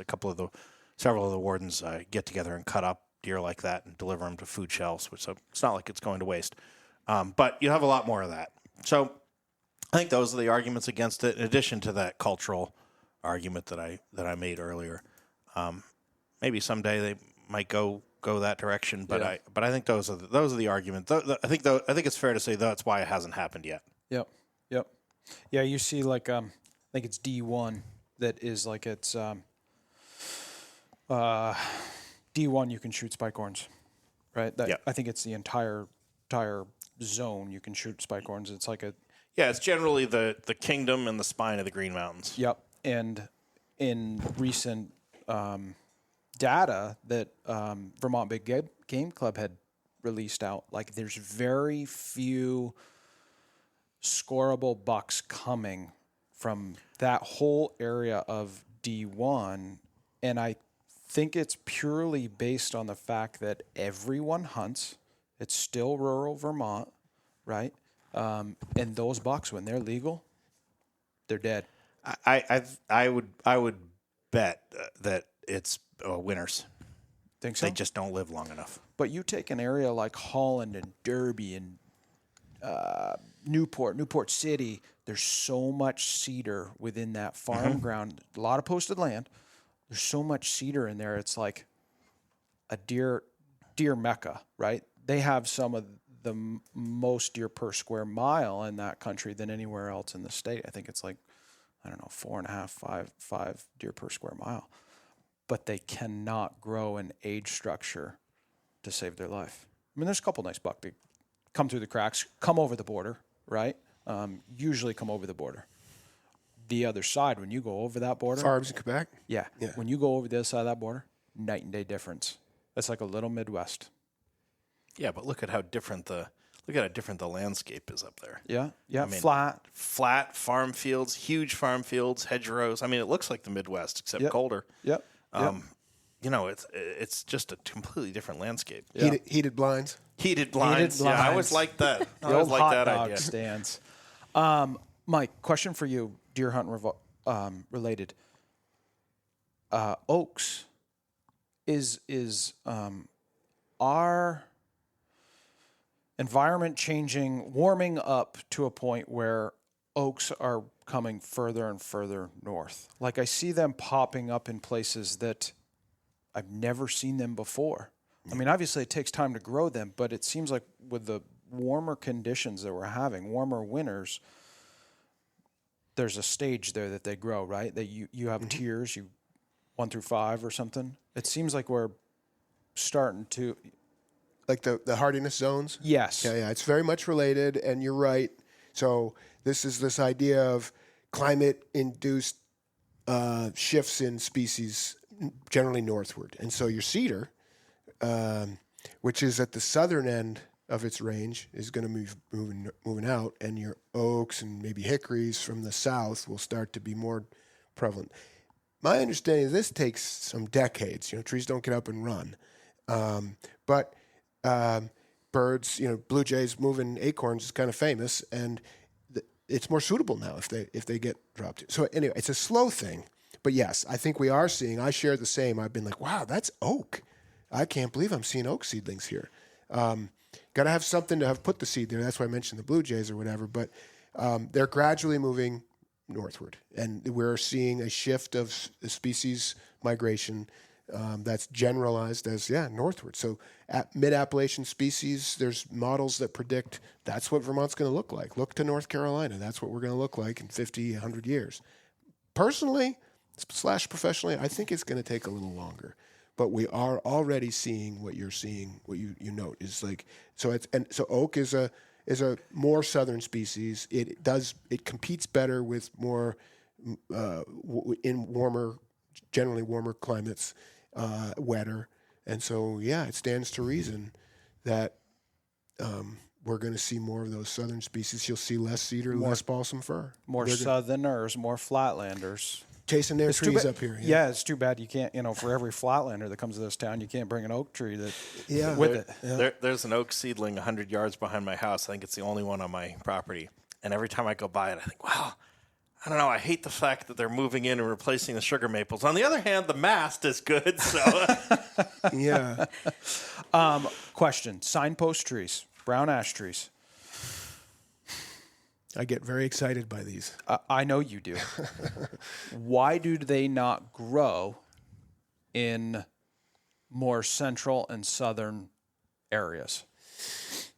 I'm not saying they don't. They're just very hard to come by, right? Yeah. Like, so a lot of our listeners are, I've never found a signpost tree around here, right? Like, why is that? Those particular ones, those ash, black, brown ash, they're really specific to certain site conditions, moisture, pH of the soil, the chemistry of the soil. A beech tree, we call it a broad ecological amplitude. It's got it can grow and compete, and that's the key, compete and survive in a wide range of conditions, and tolerate shade and kind of persist and hang on. Others are more picky. So this is just a super picky species where in terms of where it can grow and be successful relative to its competitors. Remember, people say, it likes to grow here. Any tree, any plant would like to grow in highly fertile, well-drained, but moist soil. That's what they want. They like that. But a sugar maple a white ash is going to outcompete almost everything else on those really good soils because it's just good at that. A white pine people say, it likes sandy soils. You see it there because it competes, it tolerates it better than other species. It would prefer to be in a rich, moist loam, but it's in that sandy soil because it can outcompete the others. And so this is just a basic kind of concept behind which trees grow where. They all will grow where they can, and they'll all do really well in nice soils. Some do better than others in nice soils, and some, on the other hand, can outcompete on sand because they just put up with it. And then these signposts on these particular, they're kind of wetland species, these ash you're talking about, where you see them, they generally have some hydric, watery kind of places. I just would put it that way. They're more picky, and so they can compete there, but they can't compete up the slope on that rocky talus where all that yellow birch and sugar maple's going bonkers. They get outcompeted there. So they're restricted. They're just picky. I think the easiest way to think of it is in terms of where they can grow and make a living. So it has some to do with climate. Yes, they're not going to grow. So our climate here and generally is it's really good for trees, but not all trees. And as climate changes, I don't know that I could say, how is the general pattern that we're seeing with climate change affecting brown ash? I don't know, but I'm guessing it might even be good for it. Warmer. It's hard. We're going to see how this all shakes out. But it comes down to each tree species is a species because it has unique characteristics, and those make it suitable or less suitable to thrive and outmuscle somebody else nearby. And those guys they're just really restricted in where they can grow, the site conditions. Yeah, for instance, I could show you 150, 200 signpost trees in northern Vermont, but when I come here, which I've put a boot print on every acre in this town. And there's not a brown ash signpost tree in this town. I could show you maples, right? Yeah. But not brown ash. I always wondered why You're that. challenging me now, Joey, because I don't know if I've walked the same acres with the same boot stride. But anyway, I've been around, and I think now I'm like, haven't I seen? I know. I'm going to go look for one that I think I might have seen. It's the species, but not a signpost. Yeah. Yeah. But yeah, It's you make a interesting. great point. They're not everywhere. Yeah. No, it's interesting. Huh. What else you guys want to add? Okay, well, you've asked enough questions. Okay, sorry, my bad. Not that I have not been enjoying sitting over here listening, and you've answered or asked some questions that I've been wanting to ask, but I want to move to a bigger species of game and ask you guys your opinion on the bear population and what your take is on why bears are becoming so brazen in rural areas. We have, obviously they're opportunists. They get into dumpsters. We have this every year. We're notifying the public, get rid of your bird feeders, close your dumpsters. But now we're seeing an uptick of bears that are entering people's cars. They're literally opening doors. They're getting in cars. They're searching for food. So I want to get your take on, wildlife versus forestry. Is it a lack of food in the forest? Is it a lack of habitat? Is it, just that they're being pushed into towns because of construction? And, what is it? I want to know your opinion. All of those things. So again, I got to say, I'm not a bear biologist or any other kind, but I've talked to a lot of them, and it's all of those things. It's every one of those things you just mentioned. The bear population is up. The amount of feed for them in the forest is down because of the maturity of the forest. The people's construction, people building homes and other things have gone more into their habitat, fragmented it, means that people are closer to them. Mandatory composting rule probably has something to play here. I support that law. I don't think it's a good idea for us to be throwing food in the landfill when we can compost it. But you have a lot of people in the state who did not know how to compost and hadn't been doing it for a long time suddenly start doing it. So I think it's all of those things.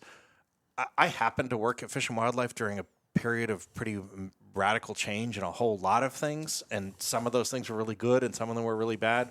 One of the bad ones was the bear biologists used to always joke, well, Vermont's immune to bear problems. Like, we have no bear problems. This is so strange.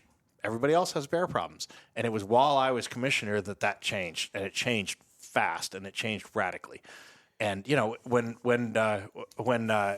Mike was at FPR and I was at Fish and Wildlife, was the first time, I think, that the state park started putting bear-proof dumpsters out because it was the first time they had to. Yeah, we were there the same. I was just going to go there. It's like that's a great example. It's like suddenly in the parks, it's just what you described, Jenny. I mean, out of control, and we're kind of coming to the biologists and the wardens. Well, we need some help here, and what do we do? And well, one thing you could do would be lock up your darn trash. So yeah, it really came on quick, didn't it? I don't have anything to add to that other than I would maybe guess that bears they're super smart and well adapted, and they know what they need, and what they need, they're finding it a lot easier, in the parking lot in the dumpster than in the woods. Can I give you my simple answer as to what would fix that problem? Sure. A 50-gallon drum of donuts September 1st with a hunter looking over it. I think that would actually make it worse. Yeah. You don't think we'd clean them out? Nope. I think it would actually make them worse. And that's one of the reasons that bear baiting is not allowed, not legal in Vermont. I think it would actually habituate them to humans more. Really? Yeah. And I've had the very same argument for a long time with people, and maybe I'm wrong, because there's certainly some very smart people who make that argument. But I think it would habituate them more to people. I think that the New Hampshire makes a mistake by keeping that. Yeah. Why do you On think? the other hand, I think getting rid of bear hounds would be a huge mistake also. Correct. Yeah. Because I think they play a very important role in scaring bears, making bears aware of and scared of people again. Now, some people who are also smart will say that I don't know what I'm talking about there either. But I have seen it work. I've seen bear problems fixed that way. You saw just recently where they captured that bear in Enosburg, which was that container, I guess, was donated by the Vermont Bear Hound Association. And that bear had a milk jug around his head. Yeah. And they all worked together and they got the bear and took the jug off, cut the jug off, and released him. The wardens and biologists depend on the bear houndsman quite a bit for a bunch of things, including that. So the question remains. I mean, you said it happened fast and you were there, but like, do you have any? Like you said, I hadn't thought of that. It's like it was a problem in the Smokies, you know, and it's everywhere. And it was a problem in Maine. What changed? I guess so. You're saying all those things changed. All those things. I think the bear population is growing. It's not going like this, but it's increasing. And fascinating. There's a lot of people. I think also, frankly, I think the cultural stuff we've talked about is also, I think, a big reason. I think people don't shoot bears and be quiet about it. I think there used to maybe be more of that happening, which, I don't think is a good thing. But I think more of that used to happen. I think social media plays a big role. Every time there's a bear incident of any importance at all, it comes across my Facebook feed because of who I'm friends with and who I follow. Mm-hmm. That could be in Newport or it could be in Bennington. 20 years ago, that would not have been true. I would have only heard about the ones that happened around me. So I think that plays a role. So I came onto the board just before you left, and part of the only reason why I'm here today is just to have some words with you after this podcast about the fact that I was considered for the board, and you talked me into it and said, "Oh, it'll be great. It'll be really great." And then you took off. And hasn't it been great? Awesome. Go for it. Get him. One of my last acts. So, I'm just kidding. But it definitely has its ups and downs. But, ever since I came on the board, I am getting a fair amount of inquiries from people that want to bring back a spring bear hunt. There is a bear problem. Like certain pockets of Vermont have a serious bear problem. Stowe is one of them. I just saw a bear, which was the 11th bear that I've seen this spring, come out of Bingham Falls parking lot. There's people 30 feet away, crosses the road, not running, right in front of cars. Cars stop, and you know where it's headed? It's headed over to Mountain Glen to those dumpsters. That's where it's headed. It knows it can get food there, right? And this is just my opinion. I know I'm sitting with a forester, okay? We have this old growth forest with nothing for these bears to chew on right now, right? So where is the source that they come to get feed? They come to the towns, they come to the fields, they're after grass, they're after people's garbage. When that kind of slows up a little bit, right? When the fruit starts dropping and the nuts start hitting the floor up there, they're gone. The bear incidents stop and they're headed back up the ridges, right? We see it. We get 3 inches of snow on the ground the first week of deer season. There's fucking bear tracks everywhere on Worcester, right? Yeah. So taking all of this into account, you have the bears that are migrating more toward town, and you have a group of people who don't want bears hunted at all.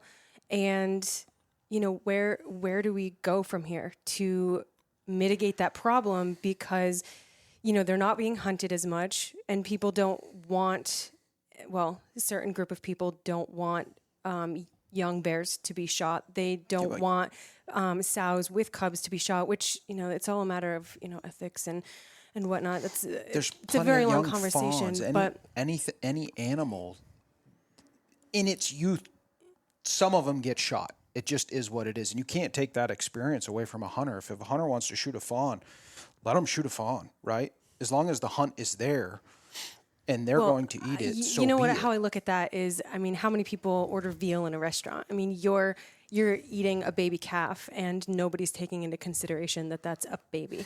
So, you have some people, I can argue that they don't want fawns or, young bears to be shot, but then you're eating veal. So, it's all relative when you think about it. But, just like, how do we mitigate this problem? If it's a lack of food in the forest, how do we get them back to the forest? How do we get them out of the town? How do we because, what ends up happening is that these bears are getting hit by cars. So they're instead of being hunted, which is a more humane way of maintaining the population, they're getting hit by cars and they're suffering. and Or they're running around with one leg. or they're running around, Right, or they're up being here, euthanized by wardens because they're attacking people, dogs, whatever the problem. So, it's. I'm a solutions person. Like if there's a problem, I want to find a solution. And it just seems like this has been a recurring problem for a long time. And I'm not seeing solutions taking place. So There was 14 bears, correct, killed in this town last year? 14, yes. And I guarantee you, from just what I know from living in this town and knowing the people that I know, I bet you there was double that number that were shot by residents that were sick of the issue because of it. Mm-hmm. I gotta say, I think you're onto something here, and I would say everything we've talked about today is part of the solution you're seeking. It's kind of all of this. It's the culture of both forestry and hunting that's changing so much. The demographics, the access to the land, the loss of forestry activity, and all that supports it.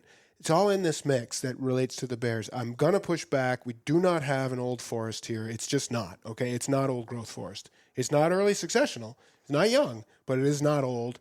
And I would rather, all due respect, I'm not going to buy that the forest is not providing enough food for the bears, and that's why they're here. There's plenty of food out there for bears. It changes.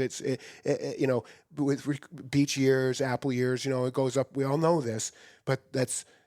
I without a biologist, an actual biologist here, I'm going to say that I believe as a forester and what I know of bear biology, I just have a hard time believing that it's as simple as there's not the forest has changed and our management of it is meaning that the bears can't get their food out there. I don't buy that. I just don't.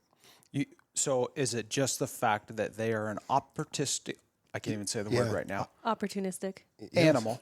And omnivorous, they're opportunivores, just like me. Rather than dig that stump up that's at 3,000 feet that's got honey in it, they're going to go to the garbage can that's at 800 feet. I believe you're right. I believe that is exactly right. That there's plenty of those stumps and all the stuff. So animals are getting just as lazy as humans? Yes, it's they're smart. It's energetics. It's easier. It maybe it's not all that healthy for them, but it's the same. It's fast food and it's easy. And I don't know. Do you know a little, just slightly more than this, please? Slightly.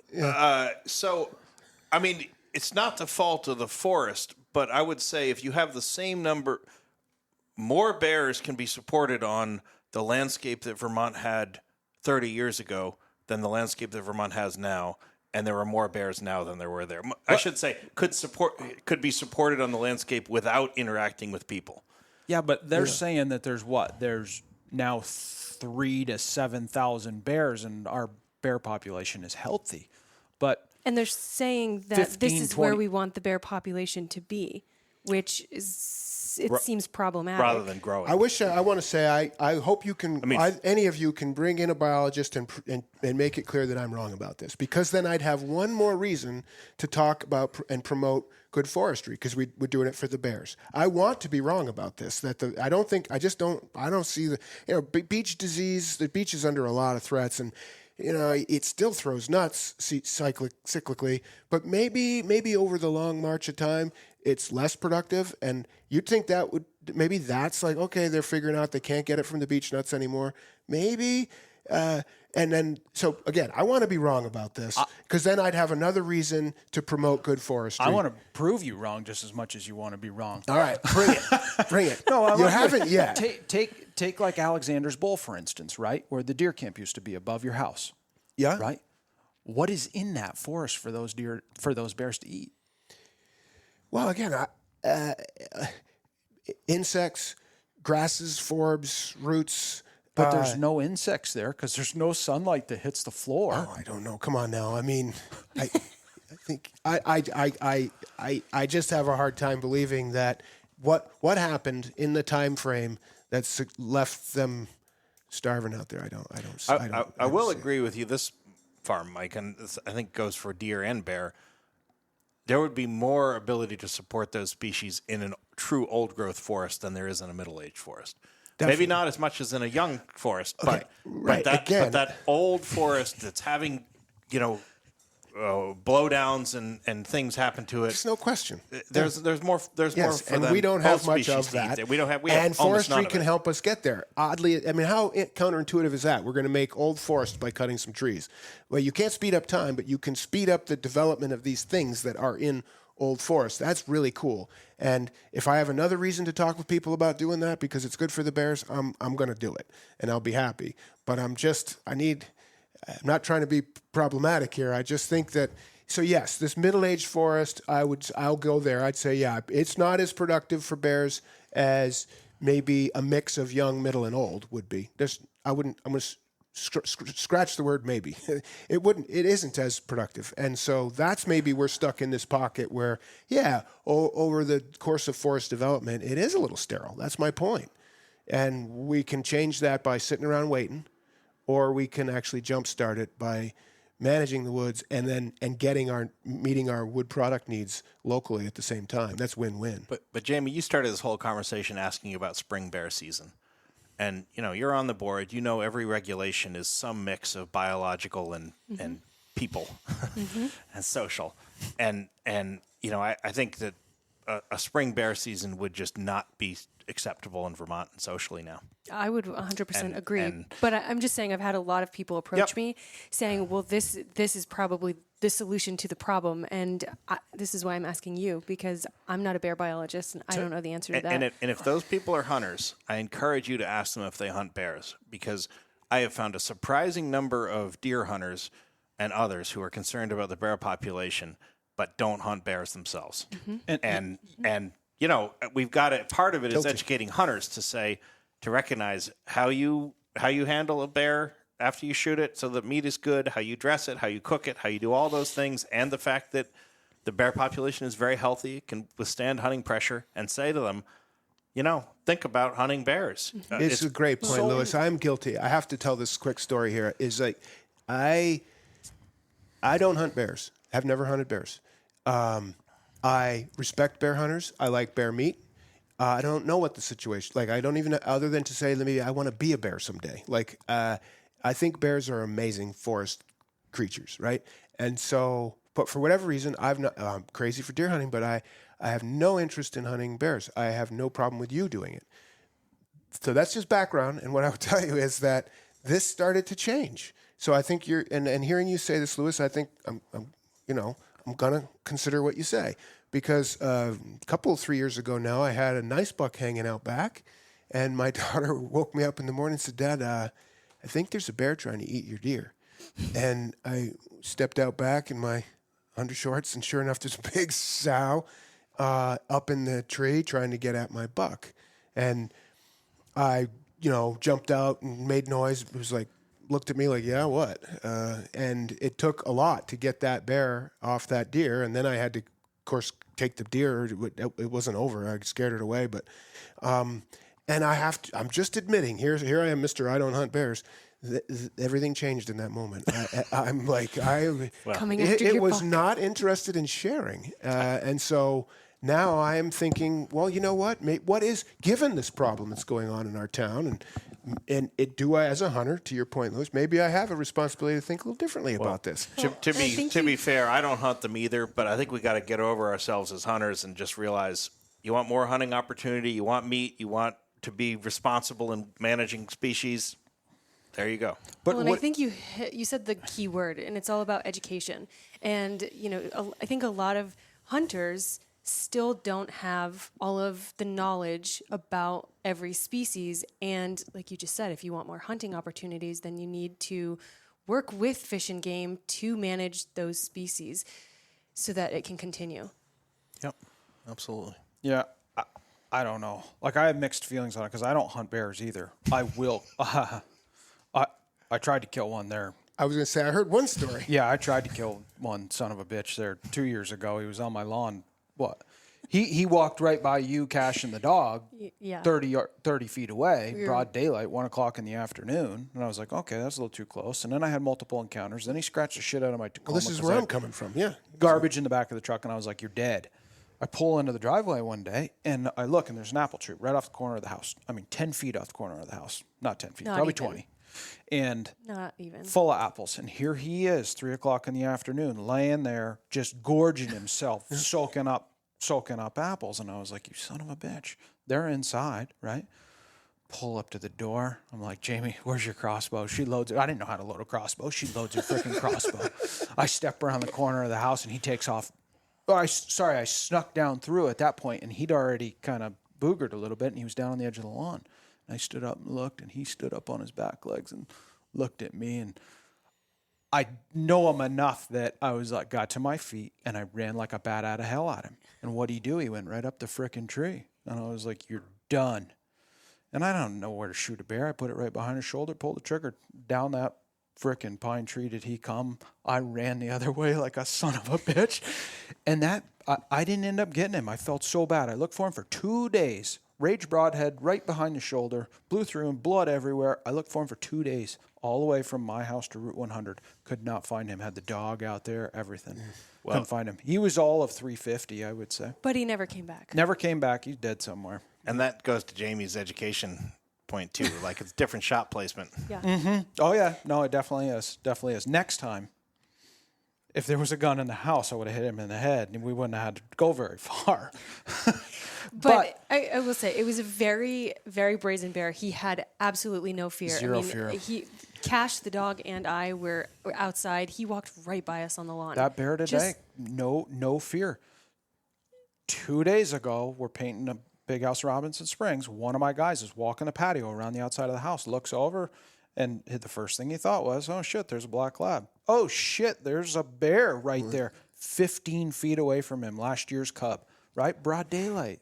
Like, no fear whatsoever. Yeah, just good. looking for food. Mitzi Spear had one come in. She was making granola.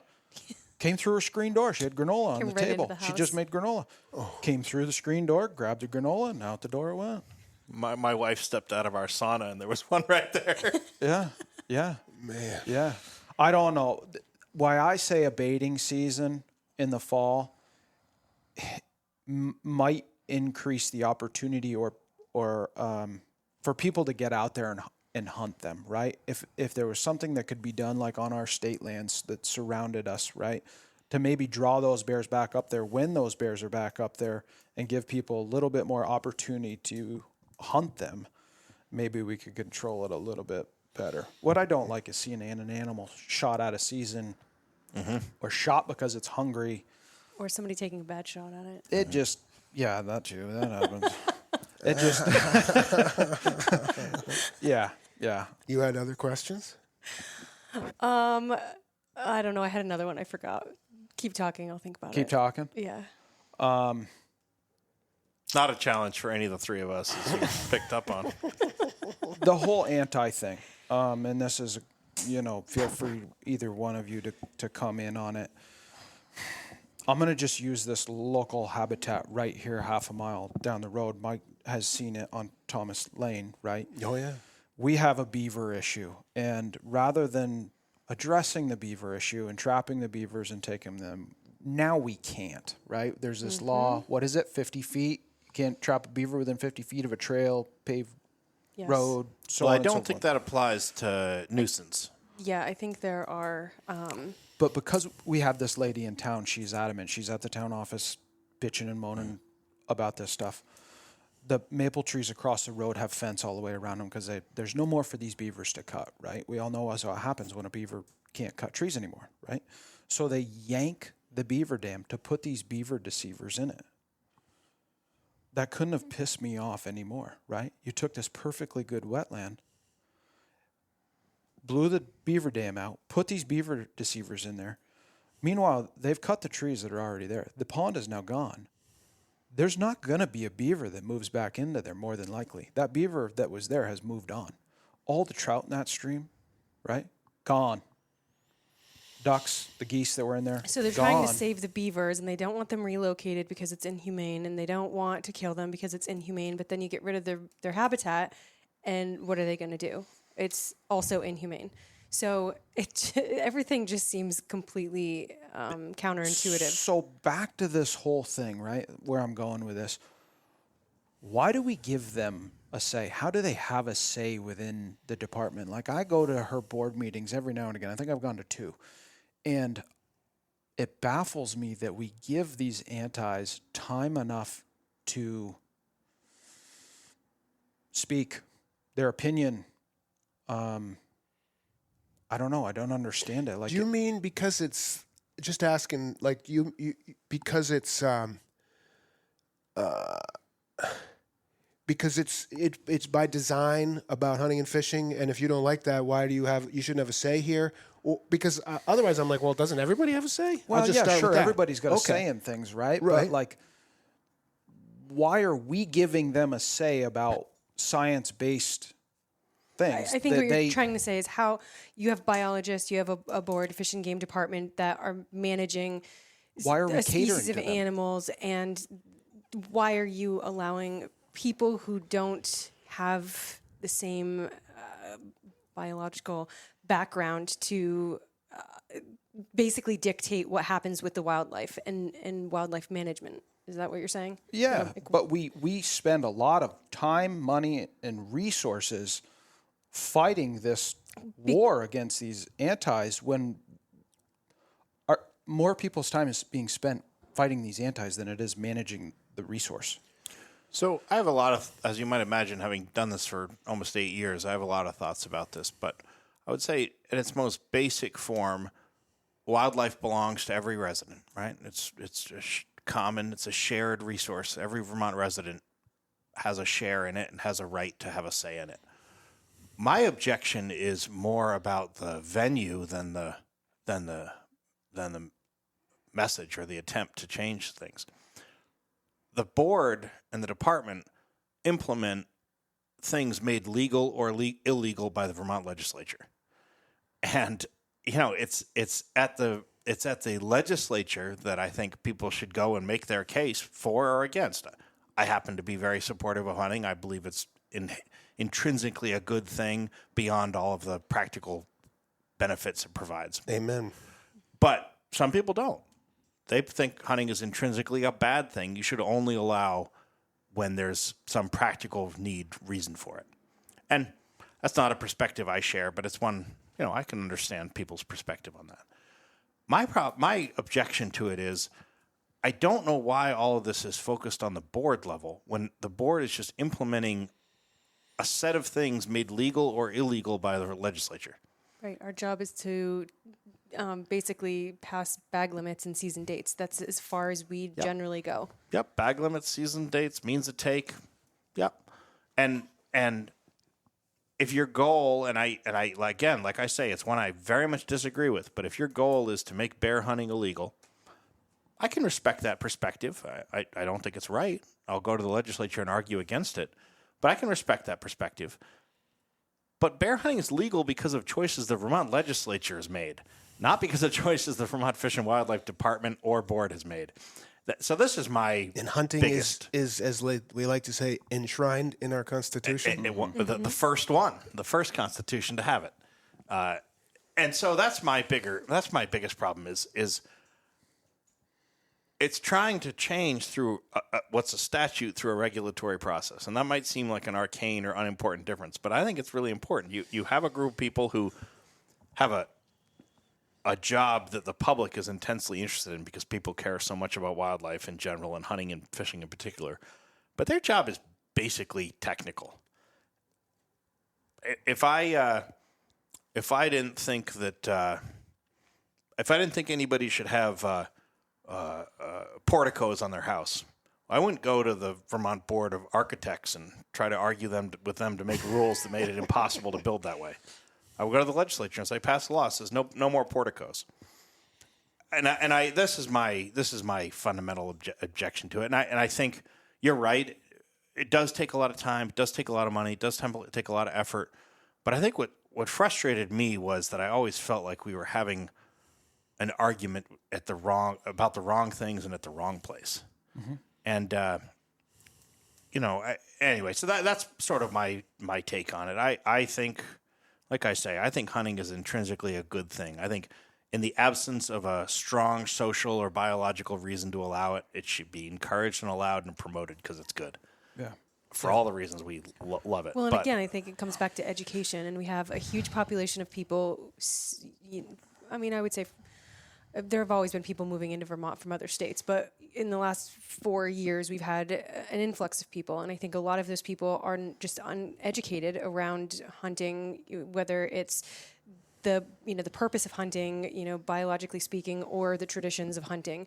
So again, it just comes back to education, and I think we just need more public forums that support actual factual education to understand it. I mean, right? it was They don't just have like to do it, but Adrian's. understand It was just like Adrian's story of dragging a deer out of the woods, and the person walked how many miles with him, being like, "No, I want nothing to do with this," but asking questions. And by the end of it, he was like, "Wow, man, this was really, really incredible. Can I take a picture?" So it's all about education, and I think once people have the truth behind the sport, then there's understanding there, and that's where you find common ground, right? It's not about the fear tactics of posting. Everybody post your land because we can't have murderers. Oh my gosh. Shooting baby bears. I mean, it's this kind of stuff that If I wasn't a hunter, if I wasn't on the Fish and Game Board and I saw that post, I would be like, what? People are shooting baby bears? I'm an empath. I love people. I love animals. I don't want to see anybody hurt. I would be like, oh my God, post it immediately. Of course. Yeah. But it's out of misunderstanding. You don't know. You don't have the knowledge. And I think that, a part of the Fish and Game Department, I think they do a fantastic job. I have an immense amount of gratitude for the amount of work that they do and all of the information that they present us at every single board meeting. It's incredible. And like sitting here listening to the two of you, this is why I joined this, because there's knowledge in everything. And I think that a lot of what you mentioned about these antis coming to the meetings, it's not the avenue for it, it's not the place, but everybody has an opinion and everybody has the right to an opinion and expressing that opinion.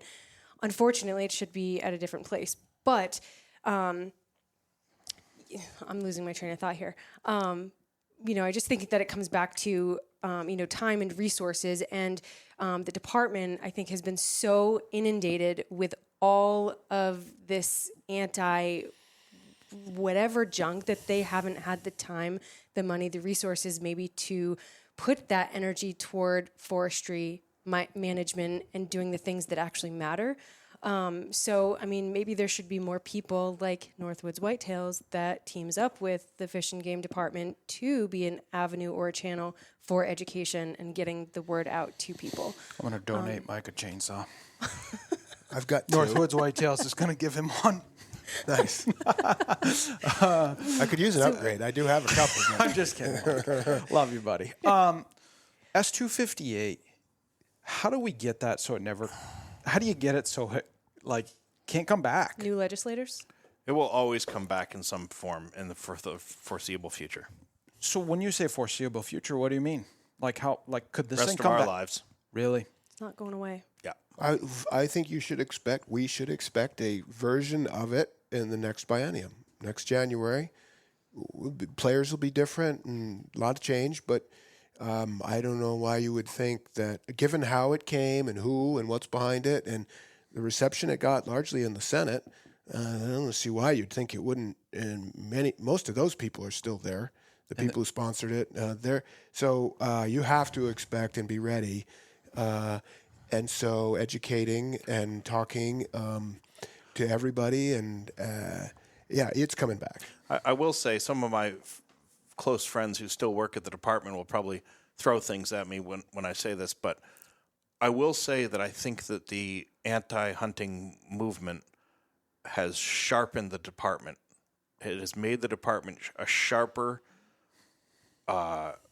more skilled, and more nimble organization than it was when I arrived there, which was sort of the beginning of a lot of this stuff. And it's been painful. It's been very painful for some people who are very good people and very dedicated people who work there. But I think the department has become among the most careful, thoughtful, and skilled in dealing with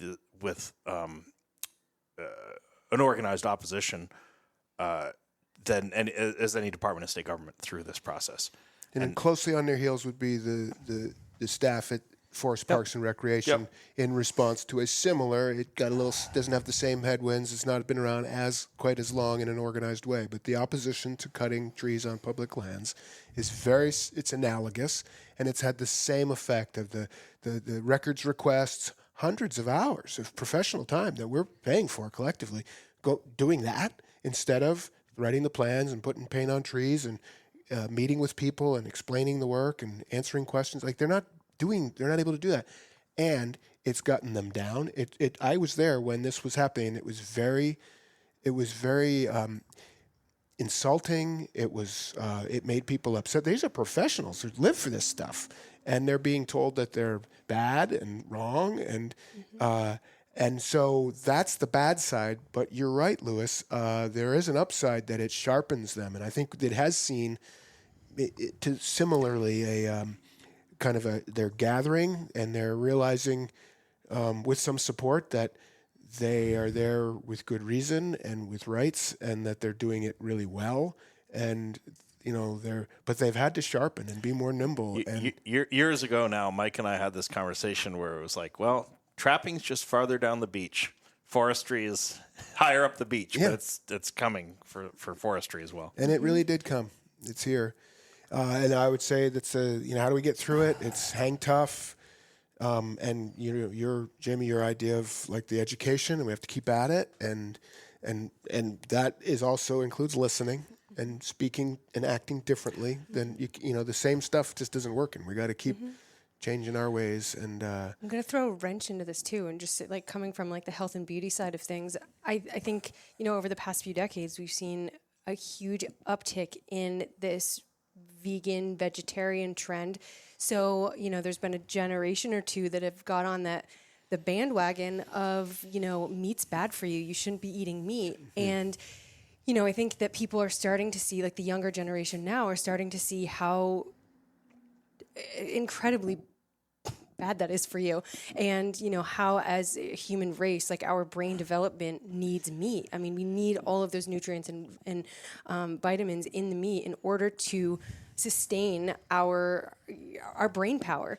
And, I think the younger generations are now starting to see that. And I think that we saw that with COVID, with the uptick in the license sales and people getting more into hunting and fishing and being outdoors. And they're starting to see the health benefits of that. Actually, a really great book that I started reading is The Shotgun Conservationist that was introduced to me. And it is an incredible book for anybody that's looking for a good read. I mean, getting it on Audible, the guy is hilarious. He's out of Brooklyn. I think it's Brooklyn.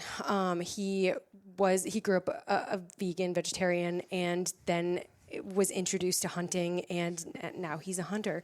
And then he, goes through, his journey of, making that change from being a vegetarian to a hunter, and then all of the science and, historical reasons and just everything that goes into, why you should hunt. And there's one of my favorite things about being in the department was meeting hunters of all different kinds and hearing their stories. And I love the old guys who've been hunting their whole lives and learned from their fathers and their uncles and their grandfathers and all of that. But among my favorite were the vegan hunters who are like, I didn't eat any meat for 10 years. And then I decided that I wanted to eat meat, and the most ethical, most healthy way to get that meat was to hunt it. And so, I mean, I just love those stories. They were great to hear, and they give me hope. Yeah, exactly. And what you're saying is just, I love hearing this. So this starts to feed into your golden age ahead. Like, I love this idea that we're going to come around, reawakening to the value of wild free-range meat as locally sourced food that's connected to your. I mean, I love that idea that's going to happen. That that'll become trendy, and that then there's respect that comes with that, and further understanding of from the table back to the woods and the pursuit and the forestry that created the habitat and the connection, all the through lines, that's the hope. And maybe through the food and the experience is our best hope for leveraging that hope, Absolutely. Well, I think you see on social media too, the trends of, farming, agriculture, hunting, logging, all of these these things are gaining in popularity. And so I think that, when you see it on Instagram, everybody's like, well, I want to do this. So I think you're going to start seeing more people get. We have ways to go. I love telling this story about going to a fancy restaurant in Burlington where they feature farm to table, and they also feature wood-fired cooking, and there's a lot of wood in the facility. So there's like cordwood stacked up. It's split really nicely. So it's part of the atmosphere and the ambiance, the decor even in the restaurant, and it's how they cook most of the food is over fire. And I get the menu, and it's telling me every detail of the farm where this cheese came from, and the tomato came from here, and the arugula came from there. Lewis doesn't even know what arugula is. It's going on and on, right, about all the food and the source and the local this and the farmer that. And I said to the waiter, I was like, do you know, like, where did the wood come from that you're cooking with? And that's so cool. And she was like, that's a great question. I don't know. I'll ask, to her credit.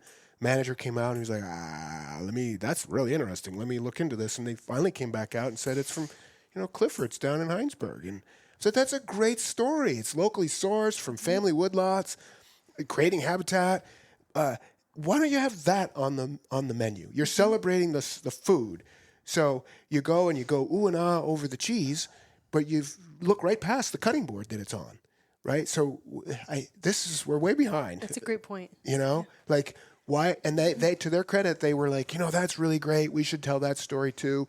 So like, yeah, I get it. You put food in your body. And so like, we're really careful more, we're likely to think more about that, but we've got to take that next step to be, we put air and water in our body too. That comes from the woods, and we use an enormous amount of wood, and it's part of the ag scene. And so why can't we celebrate the wood with the food? Well, and coming full circle with what you do with forestry, you need the forest for everything that we need as humans. Major fist bump right there. Should we end it on that? Yep. Yeah, it's a good note. Definitely give Jamie the last word. All right, guys, until the next one. Thank you. Hey, thanks. Thanks, guys. No one can save you. You better run.